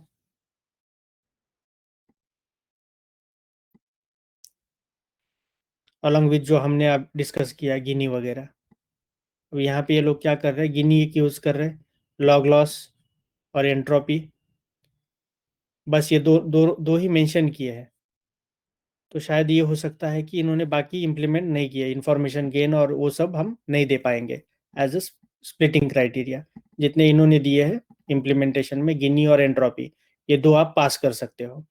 रिग्रेशन मॉडल है तो पॉइजन पास कर सकते हो as a criterion equals to Poisson, ऐसे लिखते हैं हम पैरामीटर में। यहाँ पे इसमें डिसीजन ट्री क्लासिफायर में आप दे सकते हो कि क्राइटेरियन इक्वल्स टू जो भी क्राइटेरिया देना है आपको। गिनी क्लासिफायर है ये, तो आप गिनी या फिर एंट्रोपी, ये दो दे सकते हो, राइट। मैक्स डेप्थ, ये सारे क्राइटेरिया आप सॉरी सारे हाइपर पैरामीटर्स आप पास कर सकते हो डिफरेंट डिफरेंट, ताकि आपको बेटर एक्यूरेसी आए। ये अलग अलग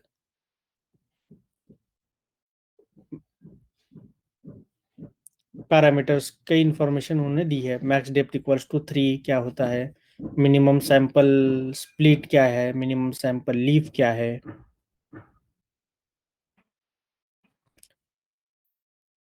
तो एक डिसीजन लेने के लिए, ट्री को डिसीजन के लिए लेने के लिए कम से कम कितने सैंपल्स होने चाहिए, ये हम प्रोवाइड करते हैं वो इंफॉर्मेशन।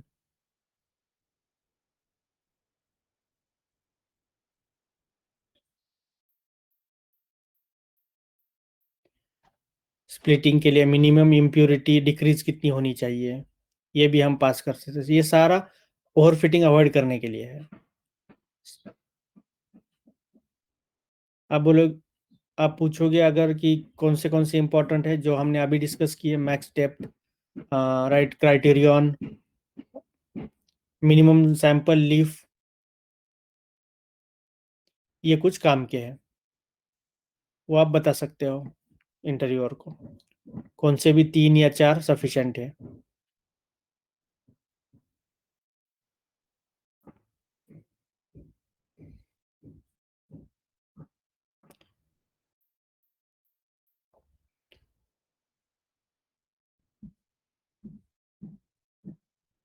देखो यहाँ पे मिसिंग वैल्यूज है तो भी क्या बोलता है, ये मिसिंग वैल्यू सपोर्ट है कि नहीं है।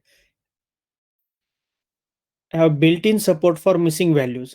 अगर मिसिंग वैल्यू है भी आपके डेटा में तभी ये काम करेगा, बट बाकी एल्गोरिदम काम नहीं करते, आपको मिसिंग वैल्यू को ट्रीट करना पड़ता है, ये हमें पता है। बट हम डायरेक्टली डिसीजन ट्री नहीं फिट कर सकते, हमें सब मॉडल्स फिट करके एक्सपेरिमेंट करके कंपेयर करना पड़ता है रियल लाइफ में।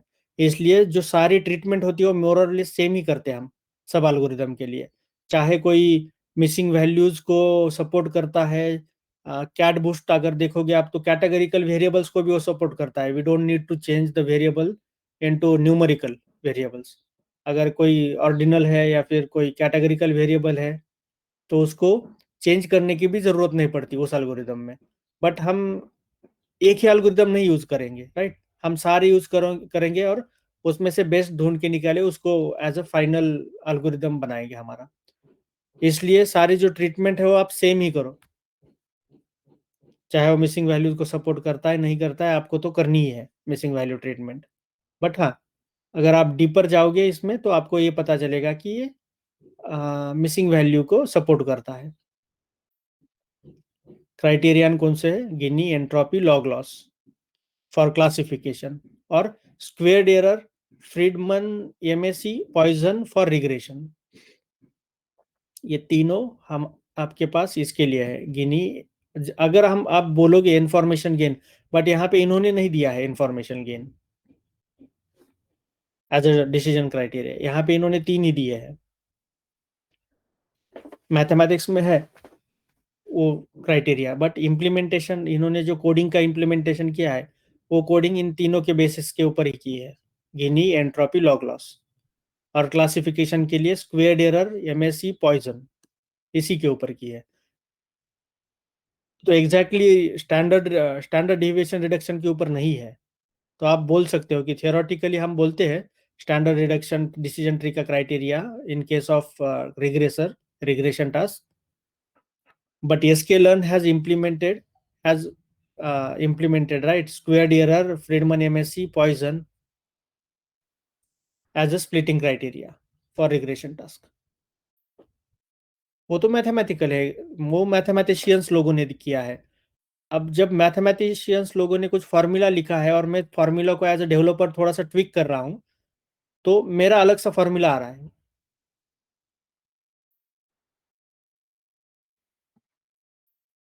राइट, तो ये है वो क्राइटेरिया।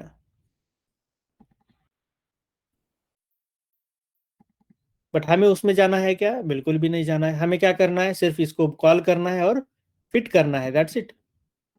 यहाँ पे देखो फिट किया है उन्होंने, decision tree classifier dot fit. अब इसको हम जनरली क्या करते हैं, मॉडल इक्वल्स टू लिखते हैं, right. Model equals to decision tree classifier, उसमें पैरामीटर पास करो और फिर मॉडल डॉट फिट करो एक्स ट्रेन वाई ट्रेन को।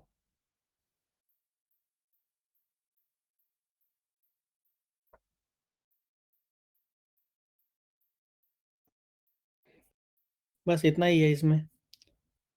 जो 4 क्वेश्चन है वो लिख लो, उसके नोट्स निकालो खुद के।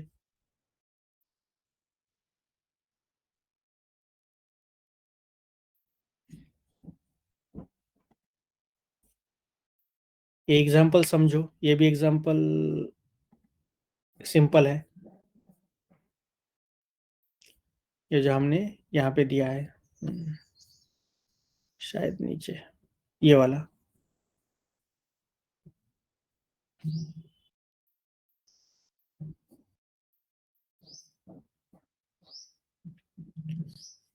वेकेशन डेस्टिनेशन का कि कहाँ जाना चाहिए, कंट्री साइड या बीच। तो देखो ये वाले कुछ वेरिएबल्स हैं और यहाँ पे हमने same information as a features बनाई है।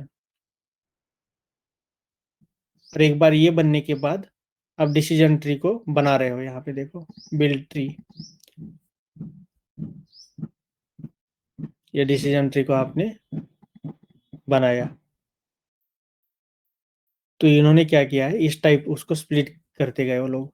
फैमिली ज्वाइनिंग सबसे पहले आ गया, फैमिली ज्वाइन लेस देन और इक्वल टू 5 है तो गिनी क्या है, सैंपल्स उसके सपोर्टेड सैंपल्स कितने हैं,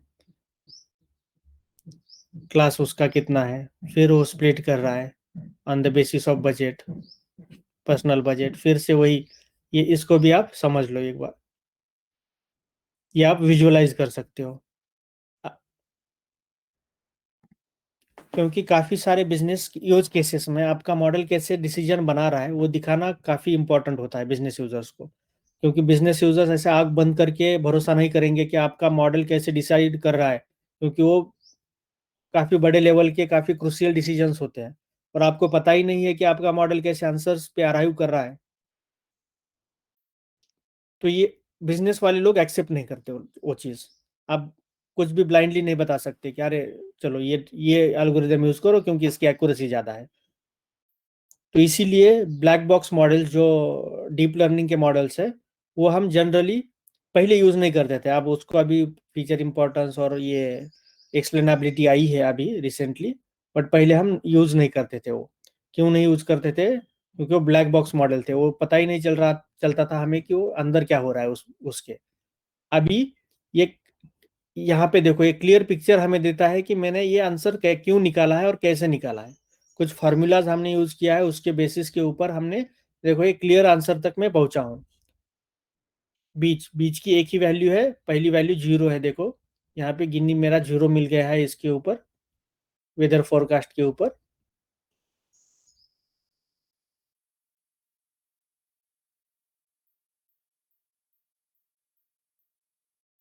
तो ऐसे में कंट्री साइड वर्सेस बीच ऐसे क्लासिफाई कर रहा हूं मैं। ये क्वेश्चन पूछ के family joining, personal budget, number of days, weather forecast, सारे क्वेश्चन शायद पूछ लिए इन्होंने यहाँ पे।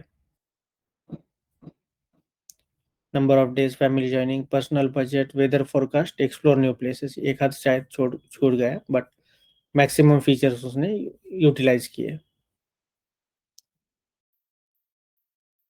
अब जनरली हम फीचर इंपॉर्टेंस और बिल्ड ट्री ऐसे फंक्शंस लिखते हैं क्या? नहीं लिखते हम।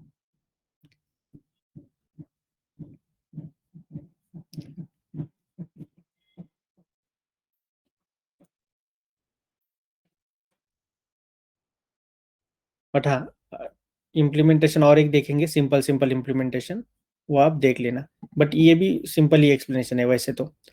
आप ट्री डॉट फिट करो, राइट, और एक बार फिटिंग होने के बाद अगर ये ट्री को प्लॉट करना है तो आप प्लॉट कर सकते हो, फीचर इंपॉर्टेंस को प्रिंट कर सकते हो। उसमें एक फीचर भी आता, फंक्शन भी आता है फीचर इंपॉर्टेंसेस बोल के। तो ये फीचर इंपॉर्टेंस का भी आपको मिल जाएगा, ये वाला देखो।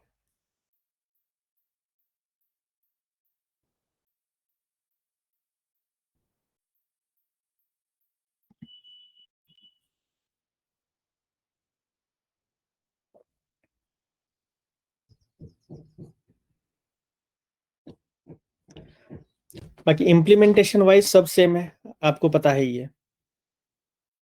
सिर्फ आपको एल्गोरिदम अलग इंप्लीमेंट करना है। यहाँ पे डिसीजन ट्री क्लासिफायर को इंपोर्ट करना है। यहाँ पे अगर देखोगे आप,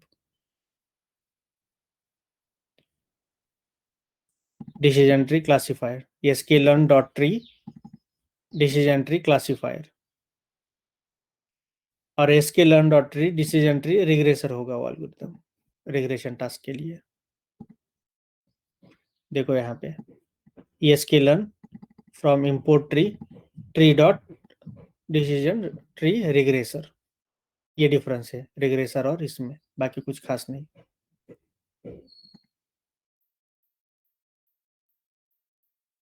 और इम्प्लीमेंटेशन सेम है। अब जैसे यहाँ पे देखो कुछ कॉलम्स है आपके पास,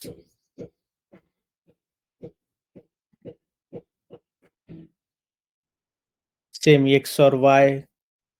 अगर कुछ कैटेगरिकल वेरिएबल्स है तो आपको न्यूमेरिकल वेरिएबल्स में कन्वर्ट करना है। यहाँ पे ऑलरेडी फंक्शंस बनाए हैं, right. Split data set function data को स्प्लिट करेगा, फिर आप ट्रेन करोगे using X train, Y train.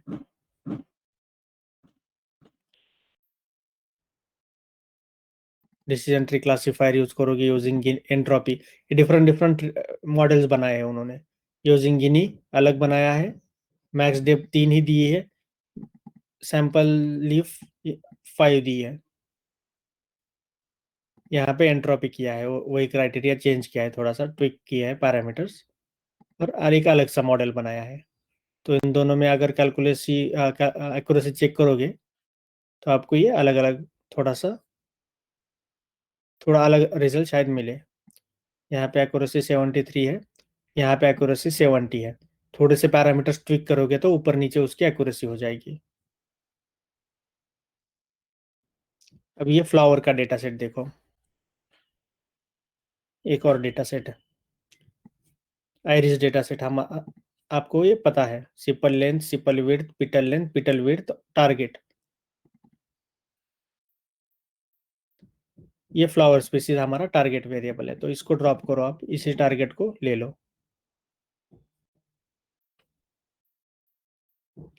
उसके बाद X train Y train, X test Y test, ये ट्रेन टेस्ट स्प्लिट हो रहा है यहाँ पे डेटा। अब इसको आप डिसीजन ट्री क्लासीफायर को इंपोर्ट कर रहे हो, tree equals to decision tree classifier, और classifier dot fit X train Y train. Decision tree classifier आप देखोगे तो डिफॉल्ट है ये, बाकी कुछ पैरामीटर्स हमने पास नहीं किया। तो कितने पैरामीटर्स मिलते हैं हमें यहाँ पे आप देख पा रहे होंगे, यहाँ पे देखो क्लास वेट। अब class weight equals to balance किया ना आपने, तो ये काफी इंपॉर्टेंट एक पैरामीटर आ गया। देखो class weight equals to balanced. अब आप बताओ मुझे कि ये क्यों यूज करेंगे हम class weight equals to balance. ये मैंने पिछले लेक्चर में बताया आपको। ये इम्बैलेंस डेटा को हैंडल करने के लिए। Very good.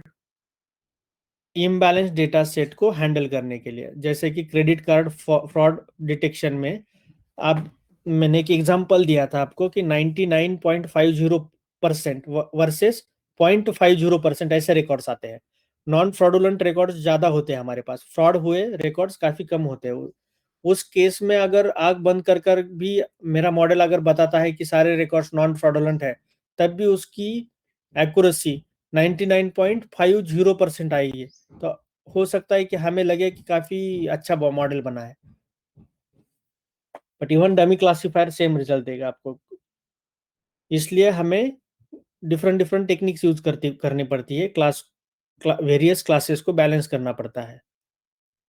अब इस केस में क्या है कि सारे रिकॉर्ड सिमिलर है, 50-50-50 records belongs to each flower. तो यहाँ पे डेटा बैलेंस्ड है, बट बैलेंस डेटा नहीं है, उस टाइप डेटा है, तो आप क्या करोगे, यहाँ पे एक पैरामीटर आप दोगे class weight equals to balanced. तो ये क्या करेगा, जो हाईएस्ट रिपीटिंग क्लासेस है उसको पिनलाइज करेगा।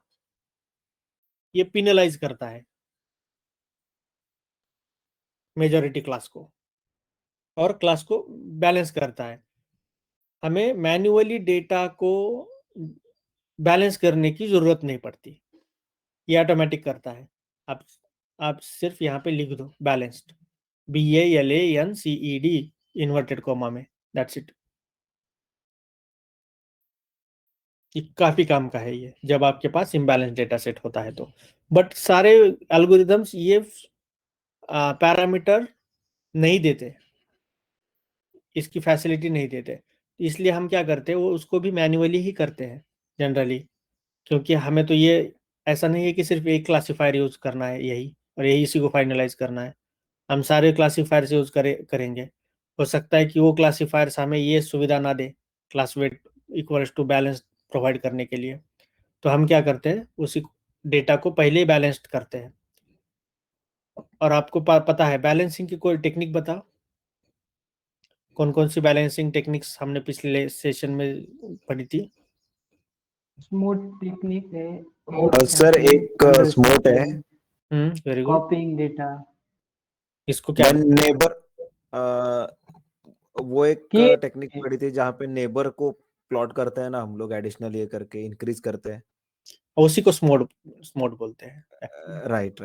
हाँ, ओवर सैम्पलिंग, अंडर सैम्पलिंग। हाँ very good. Over sampling, under sampling.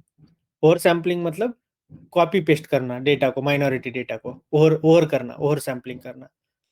और अंडर सैम्पलिंग मतलब जो मेजॉरिटी डेटा है हमारा, जैसे नॉन फ्रॉडुलेंट डेटा ज्यादा है हमारा, तो हम उसको रिड्यूस करेंगे। ये ओवर सैम्पलिंग और अंडर सैम्पलिंग, रीसैम्पलिंग टेक्निक्स हमने देखी है पिछले सेशन में।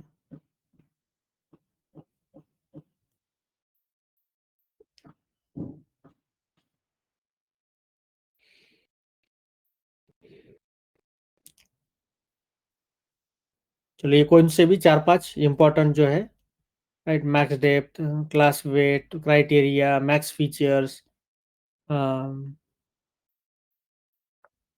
मिनिमम सैंपल स्प्लिट, जितने भी आपको याद रहते हैं, चार क्राइटेरिया, एटलीस्ट 4 क्राइटेरिया, वो आप कौन से भी याद रखो और उसको बताओ इंटरव्यूअर को कि ये 4 स्प्लिटिंग क्राइटेरियाज है इसमें।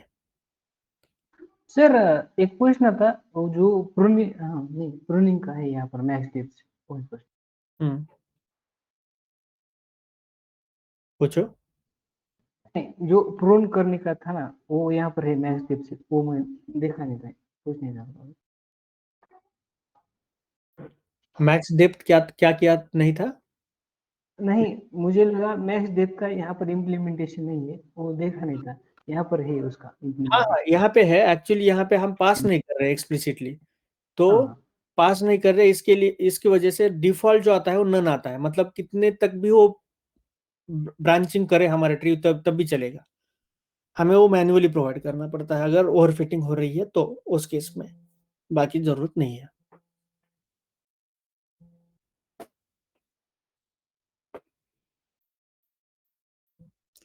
अब ये टेस्टिंग है, अभी इम्प्लीमेंटेशन में ज़्यादा मैं डिटेल में नहीं जा रहा हूँ, अगर किसी को डाउट है तो पूछो, मैं इम्प्लीमेंटेशन भी थोड़ा सा बता दूंगा आपको, बट मुझे नहीं लगता कि इम्प्लीमेंटेशन में कुछ खास डिफरेंस है, राइट। बस ये एक नया फॉर्मूला है, नया फंक्शन है यहाँ पे, ट्री डॉट प्लॉट ट्रीज। अगर प्लॉट ट्री किया तो आपको एक ट्री मिलेगी ऐसे इस टाइप, या फिर थोड़ी सी बेटर ट्री बनाओ आप। देखो यहाँ पे वही कैलकुलेट किया है जो हमने मैन्युअली किया था, ट्री भी सेम कर दिया। आप देखो यहाँ पे इतने तक उन्होंने वर्जिनिका वर्सिकलर, ये प्योर नोड मिल गए यहाँ पे, क्लास वर्जिनिका वर्सिकलर। देखो ट्री डॉट एक्सपोर्ट ग्राफ वीज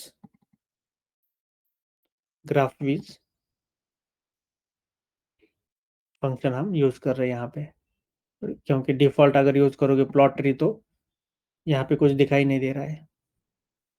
थोड़ा सा बेटर बनाओ उसको, उसी को और भी बेटर बनाने के लिए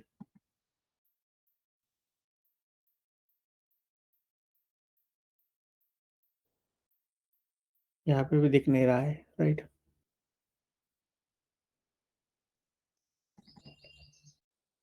डिसीजन ट्री विजुअलाइजेशन एक है यहाँ पे, एक फंक्शन, वो भी आप यूज कर पाओगे यहाँ पे। देखो और थोड़ा सा बेटर वे में इन्होंने रिप्रेजेंट किया है ट्री को।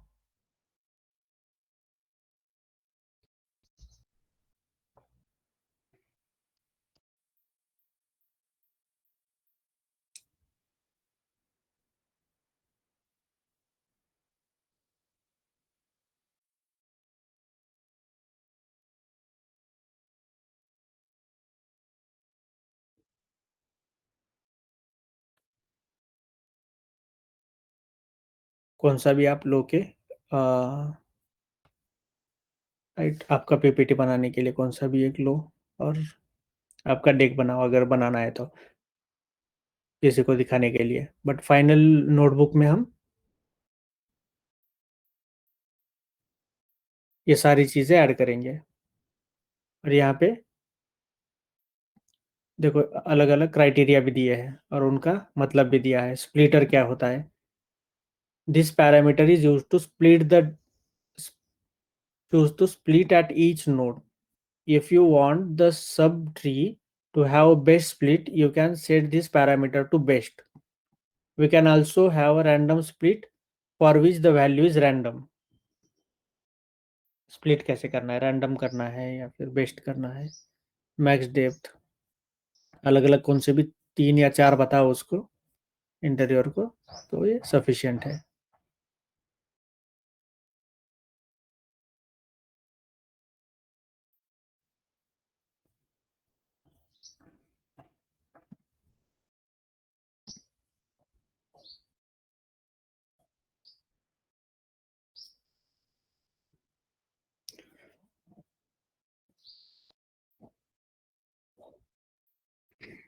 हम्म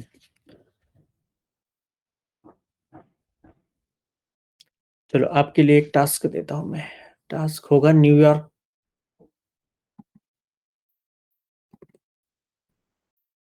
न्यूयॉर्क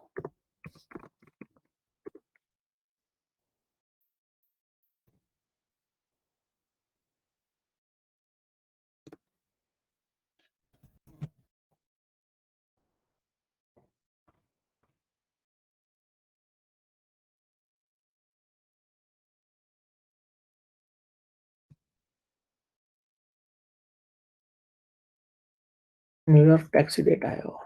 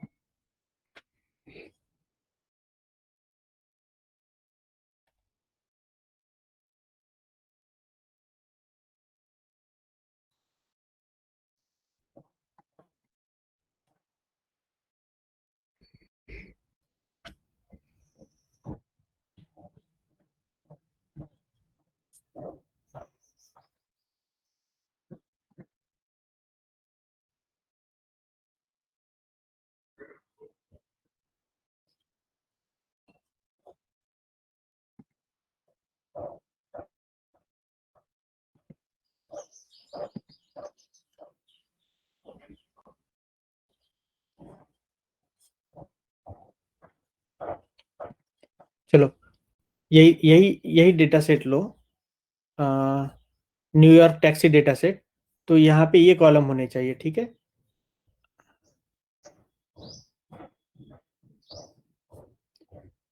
इसका फोटो निकालो, मैं आपको बता देता हूँ कि प्रॉब्लम स्टेटमेंट एग्जैक्ट क्या है, आपको एग्जैक्टली क्या करना है। ठीक है, आपको निकालना है ट्रिप ड्यूरेशन।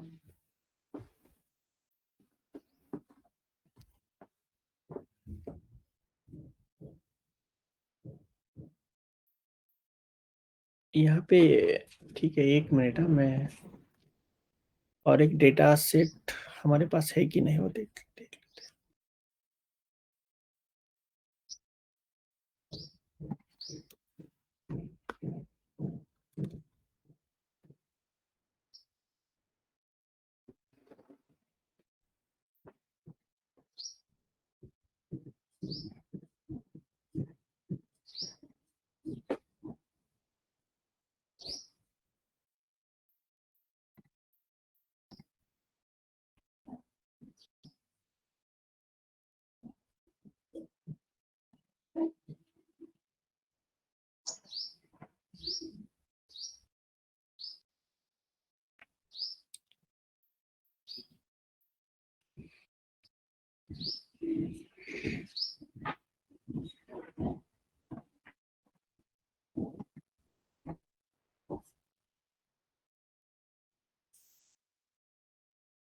चलो यहाँ से निकालो आप डेटा।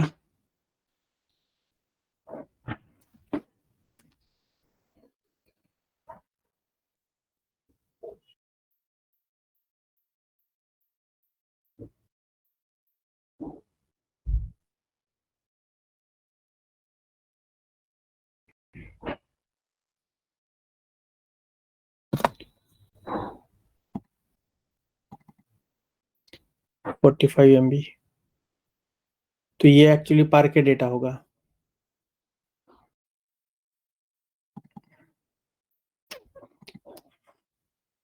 और ये देखने के लिए हमारे पास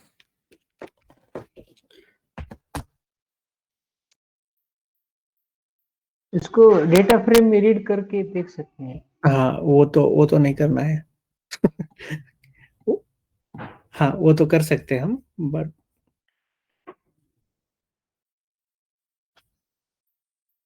मैं देखना चाहता था कि अभी मैं देख सकता हूँ कि नहीं, इसको सिर्फ ओपन करके नोटबुक। ठीक है, चलो आपके लिए एक एक्सरसाइज है, ठीक है। ये कौन सा भी एक डेटा सेट लो आप, काफी सारे रिकॉर्ड्स है पार्के फाइल में। पार्के मतलब ये सिर्फ एक्सटेंशन अलग है। तो आप देखो कैसे रीड करना है पार्के फाइल्स इन पांडास। तो ये पार्के फाइल रीड करो आप, ये एक एक्सरसाइज है सर आपके लिए। हाँ, लिंक दे देना ये।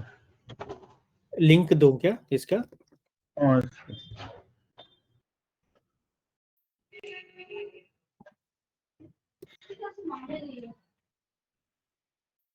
ठीक है, thank you sir.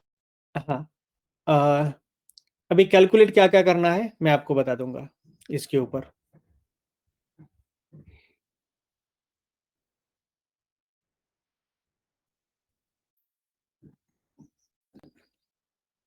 Trip duration, trip duration अगर कॉलम नहीं है तो आपको क्रिएट करना है। ट्रिप ड्यूरेशन का कैसे क्रिएट करोगे? Pickup time, drop minus pickup करेंगे। ड्रॉप माइनस पिकअप, ये करके ट्रिप ड्यूरेशन कैलकुलेट करो। और टैक्सी फेयर, अगर ये कॉलम नहीं है तो उसको ड्रॉप करो, मत लो। बट अगर ये कॉलम मिला आपको, टैक्सी फेयर कितना है, तो फेयर एक कैलकुलेट करना है। ये दोनों कैलकुलेट करना है आपको। और कम से कम डेटा का लॉस हो, कम से कम लॉस, ठीक है। ये करके ज्यादा से ज्यादा एक्यूरेसी को कौन लेके आता है हम देख लेते हैं इसके ऊपर। और आप क्या करो, और एक एक्सरसाइज, ये दोनों प्रेडिक्ट करो using one algorithm. 2 y variables, right? Multiple y variables using one algorithm. अलग अलग दो मत बनाओ, कोई भी एक ही एल्गोरिथम यूज करो। अब उसके लिए एल्गोरिथम अलग से आते हैं। वो देख लो, चेक करो एक बार। एक ही एल्गोरिदम दो अलग अलग चीजें प्रेडिक्ट करता है। अब यहाँ पे फीचर इंजीनियरिंग आती है, अगर फीचर नहीं है तो बनाओ trip duration feature. Taxi fare शायद होगा ऑलरेडी किसी किसी डेटा सेट के ऊपर, तो वो वाला डेटा ले लो सिर्फ यहाँ से, जहाँ टैक्सी फेयर भी हो इस रिकॉर्ड में। 2-3 डाउनलोड करके देखो, अगर नहीं है तो छोड़ो, है तो ले लो।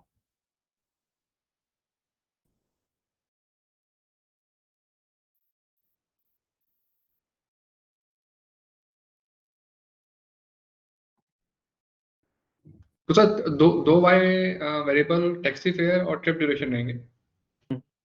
हाँ, टैक्सी फेयर और ट्रिप ड्यूरेशन, टोटल फेयर और ट्रिप ड्यूरेशन, ये दो लेंगे। और थोड़ा सा सोच समझ के इम्प्लीमेंट करो, ठीक है, इन चीज़ों को, कि डेटा लॉस नहीं, ज़्यादा नहीं होना चाहिए, प्री प्रोसेसिंग के ऊपर थोड़ा सा ध्यान दो। और ट्रिप फेयर में क्या है कि कभी कभी टैक्स वगैरह भी इंक्लूडेड है। देखो कि वो आप एज इनपुट वेरिएबल ले सकते हो कि नहीं ले सकते हो, क्योंकि मेरे हिसाब से वो नहीं ले सकते हो। जो भी बाकी फेयर रिलेटेड कॉलम्स है वो आपको ड्रॉप करने पड़ेंगे, नहीं तो वो फिर डेटा का लीकेज होगा। मतलब ऐसा है कि मान के चलो कि 3 वेरिएबल्स है, राइट, एक फेयर है, एक टैक्स है और एक टोटल फेयर है। अब एक तो टोटल फेयर ले रहे हो तो फेयर को मत इंक्लूड करो आपकी एक्स वेरिएबल में, क्योंकि वो डायरेक्टली डेटा लीक है फिर। क्योंकि फेयर तो कैलकुलेट करने के लिए नहीं मिलेगा ना आपको बाद में, या फिर फेयर तो नहीं मिलेगा for inference purpose, fair amount, right. अब मान के चलो कि मेरे पास 3 कॉलम्स है, एक है फेयर कॉलम, एक है उसके ऊपर का टैक्स, और तीसरा है टोटल फेयर। अब टोटल फेयर आप ले रहे हो एज अ वाई वेरिएबल, तो एक्स में ये 2 वेरिएबल नहीं होने चाहिए। क्यों नहीं होने चाहिए? क्योंकि रियल टाइम में आपको फेयर कैलकुलेट कैसे करके देगा ना, आपको बोलेगा क्या फिर टोटल सिर्फ कैलकुलेट करके दे दो मुझे? अगर ये 2 भी आप लोगे तो फिर तो ये सिंपल बनता है ना, इसका एडिशन है सिंपली ये दोनों का, ये वाला, तो ये तो डेटा लीकेज हो रहा है। फिर ये ड्रॉप करो, ये दोनों कॉलम ड्रॉप करके, फिर अगर ये कॉलम बनाया आपने इन दोनों कॉलम से मिला के, या फिर ऑलरेडी दिया है कि फेयर और टैक्स और फिर से टोटल, तो ये सिर्फ टोटल ले लो, बाकी ये 2 कॉलम ड्रॉप कर दो। ताकि क्या होता है, ये तो इन्फ्रेंस सर हमें से ही होता होगा ये नए कॉलम बना रहे तो पुराने वैसे डिलीट कर देते। हाँ, अगर नहीं है तो बनाओ, अगर है तो बनाने की कोई जरूरत नहीं है, शायद है फेयर अमाउंट है उसमें, बस ये ट्रिप ड्यूरेशन नहीं है, वो आपको बनाना पड़ेगा, उसी को हम फीचर इंजीनियरिंग बोलते हैं। और इन्फरेंस में जनरली क्या होता है, फिर आपके पास सारे वेरिएबल्स आएंगे बट फेयर नहीं आएगा। फेयर तो आपको बताना है कैलकुलेट करके बेस्ड ऑन डिस्टेंस और अदर वेरिएबल्स। आपके कस्टमर को ऐप पे दिखना चाहिए कि टोटल फेयर मेरे टैक्सी का कितना है, तो आप फिर से फेयर इनपुट नहीं दे सकते उस टाइम उसको, ये तो आउटपुट में आना चाहिए। चलो, ये प्रॉब्लम स्टेटमेंट क्लियर है सबको? सर एक क्वेश्चन, ये जो एल्गोरिथम बनाना है वो एल्गोरिथम ये डिसीजन ट्री को ही लेना है या कोई ऐसा सर्च करना एल्गोरिथम जो कोई भी दो वाई algorithm ले लो। कोई भी। हाँ, और अगर 2 प्रेडिक्ट करना है आपको, 2 टारगेट वेरिएबल्स है आपके पास, तो इसके लिए तो अलग एल्गोरिदम देख लो, सर्च करो।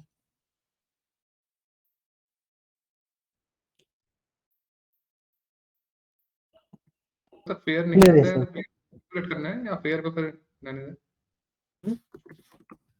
फेयर अगर नहीं मिलता है या फिर फेयर का है ही नहीं कुछ वहां पे तो फिर सिंगल वाई वेरिएबल से करना है। हाँ हाँ, फिर सिंगल का करो, फेयर का नहीं है तो, बट फेयर का है जितना मुझे पता है। बट अभी रिसेंट डेटा में अगर उन्होंने नहीं डाला है तो फिर स्किप करो, एक ही कैलकुलेट करो। Predict multiple dependent variables, machine learning, multiple linear regression, simple multiple. Multiple में एक्स और Y.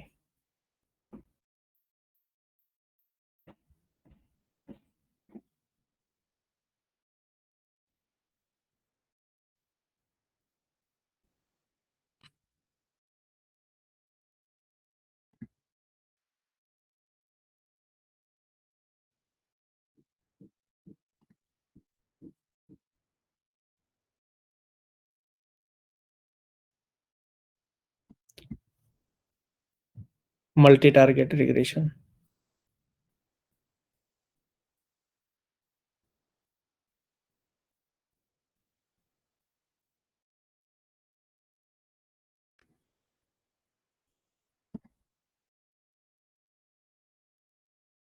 Multi output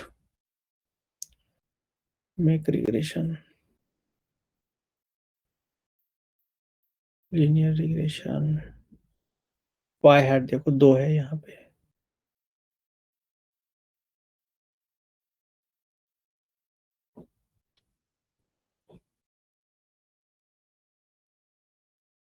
n features, n informative, n targets, number of targets 2।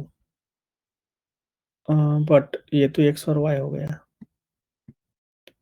Linear regression k nearest neighbour regressor y hat 2। Multi output decision tree regressor predict row, इसमें भी 2 output.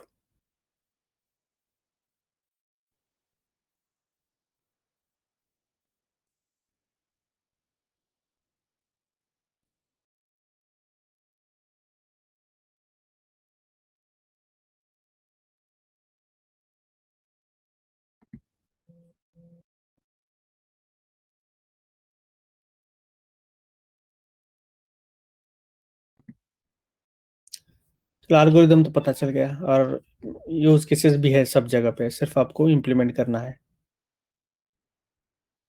पहले अलग अलग करो, फिर बाद में एक ही एल्गोरिदम यूज करके 2 प्रेडिक्ट करो, 2 टारगेट वेरिएबल्स को, उसके लिए अलग डेटा प्रोसेसिंग लगेगी, राइट। तो देखो उसको सॉर्ट आउट करो, काफ़ी सिंपल है।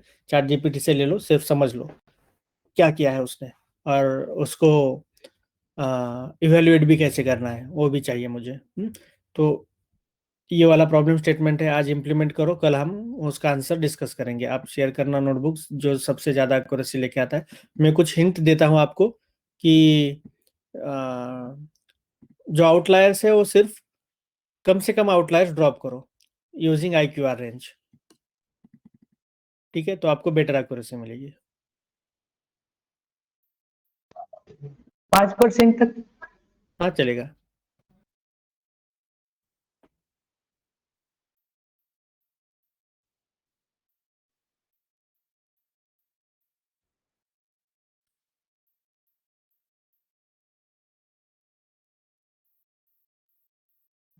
चलो सबको क्लियर है?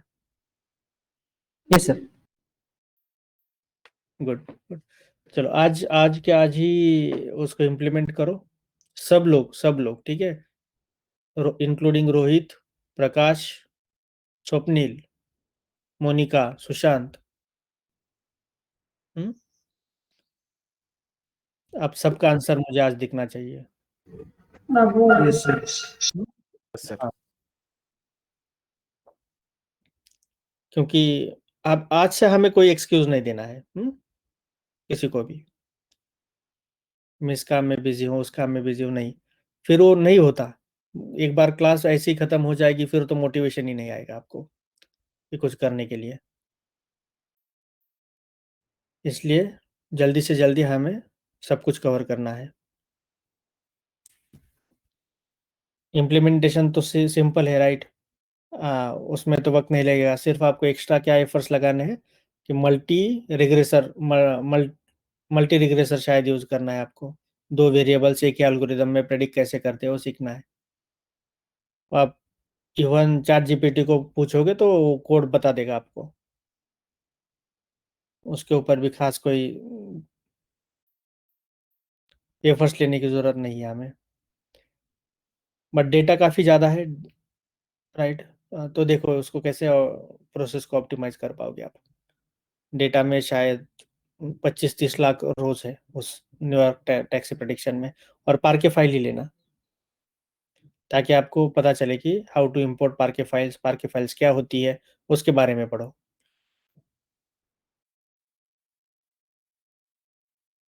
पार्के और नॉर्मल CSV में क्या डिफरेंस होता है, अदर फॉर्मेट्स में क्या डिफरेंस होता है, वो भी थोड़ा सा चेक करो आप। चलो फिर मिलते हैं कल फिर से सुबह 10 बजे। एडवांस एनसेम्बल टेक्निक्स देखेंगे कल। अभी Yes, sir. सब सिंपल है, ठीक है। सारे डिसीजन ट्री बेस्ड मॉडल से अब मुझे उतना ज्यादा डिटेल में पढ़ाने की जरूरत नहीं है आपको आप समझ जाओगे। सर आज का रिकॉर्डिंग भी भेज भेज दीजिए देता सर। हूँ मैं, भेज देता हूँ। ठीक है फिर, चलिए, thank you guys, bye bye. Thank you thank sir. You sir, bye. Thank you. Thank you.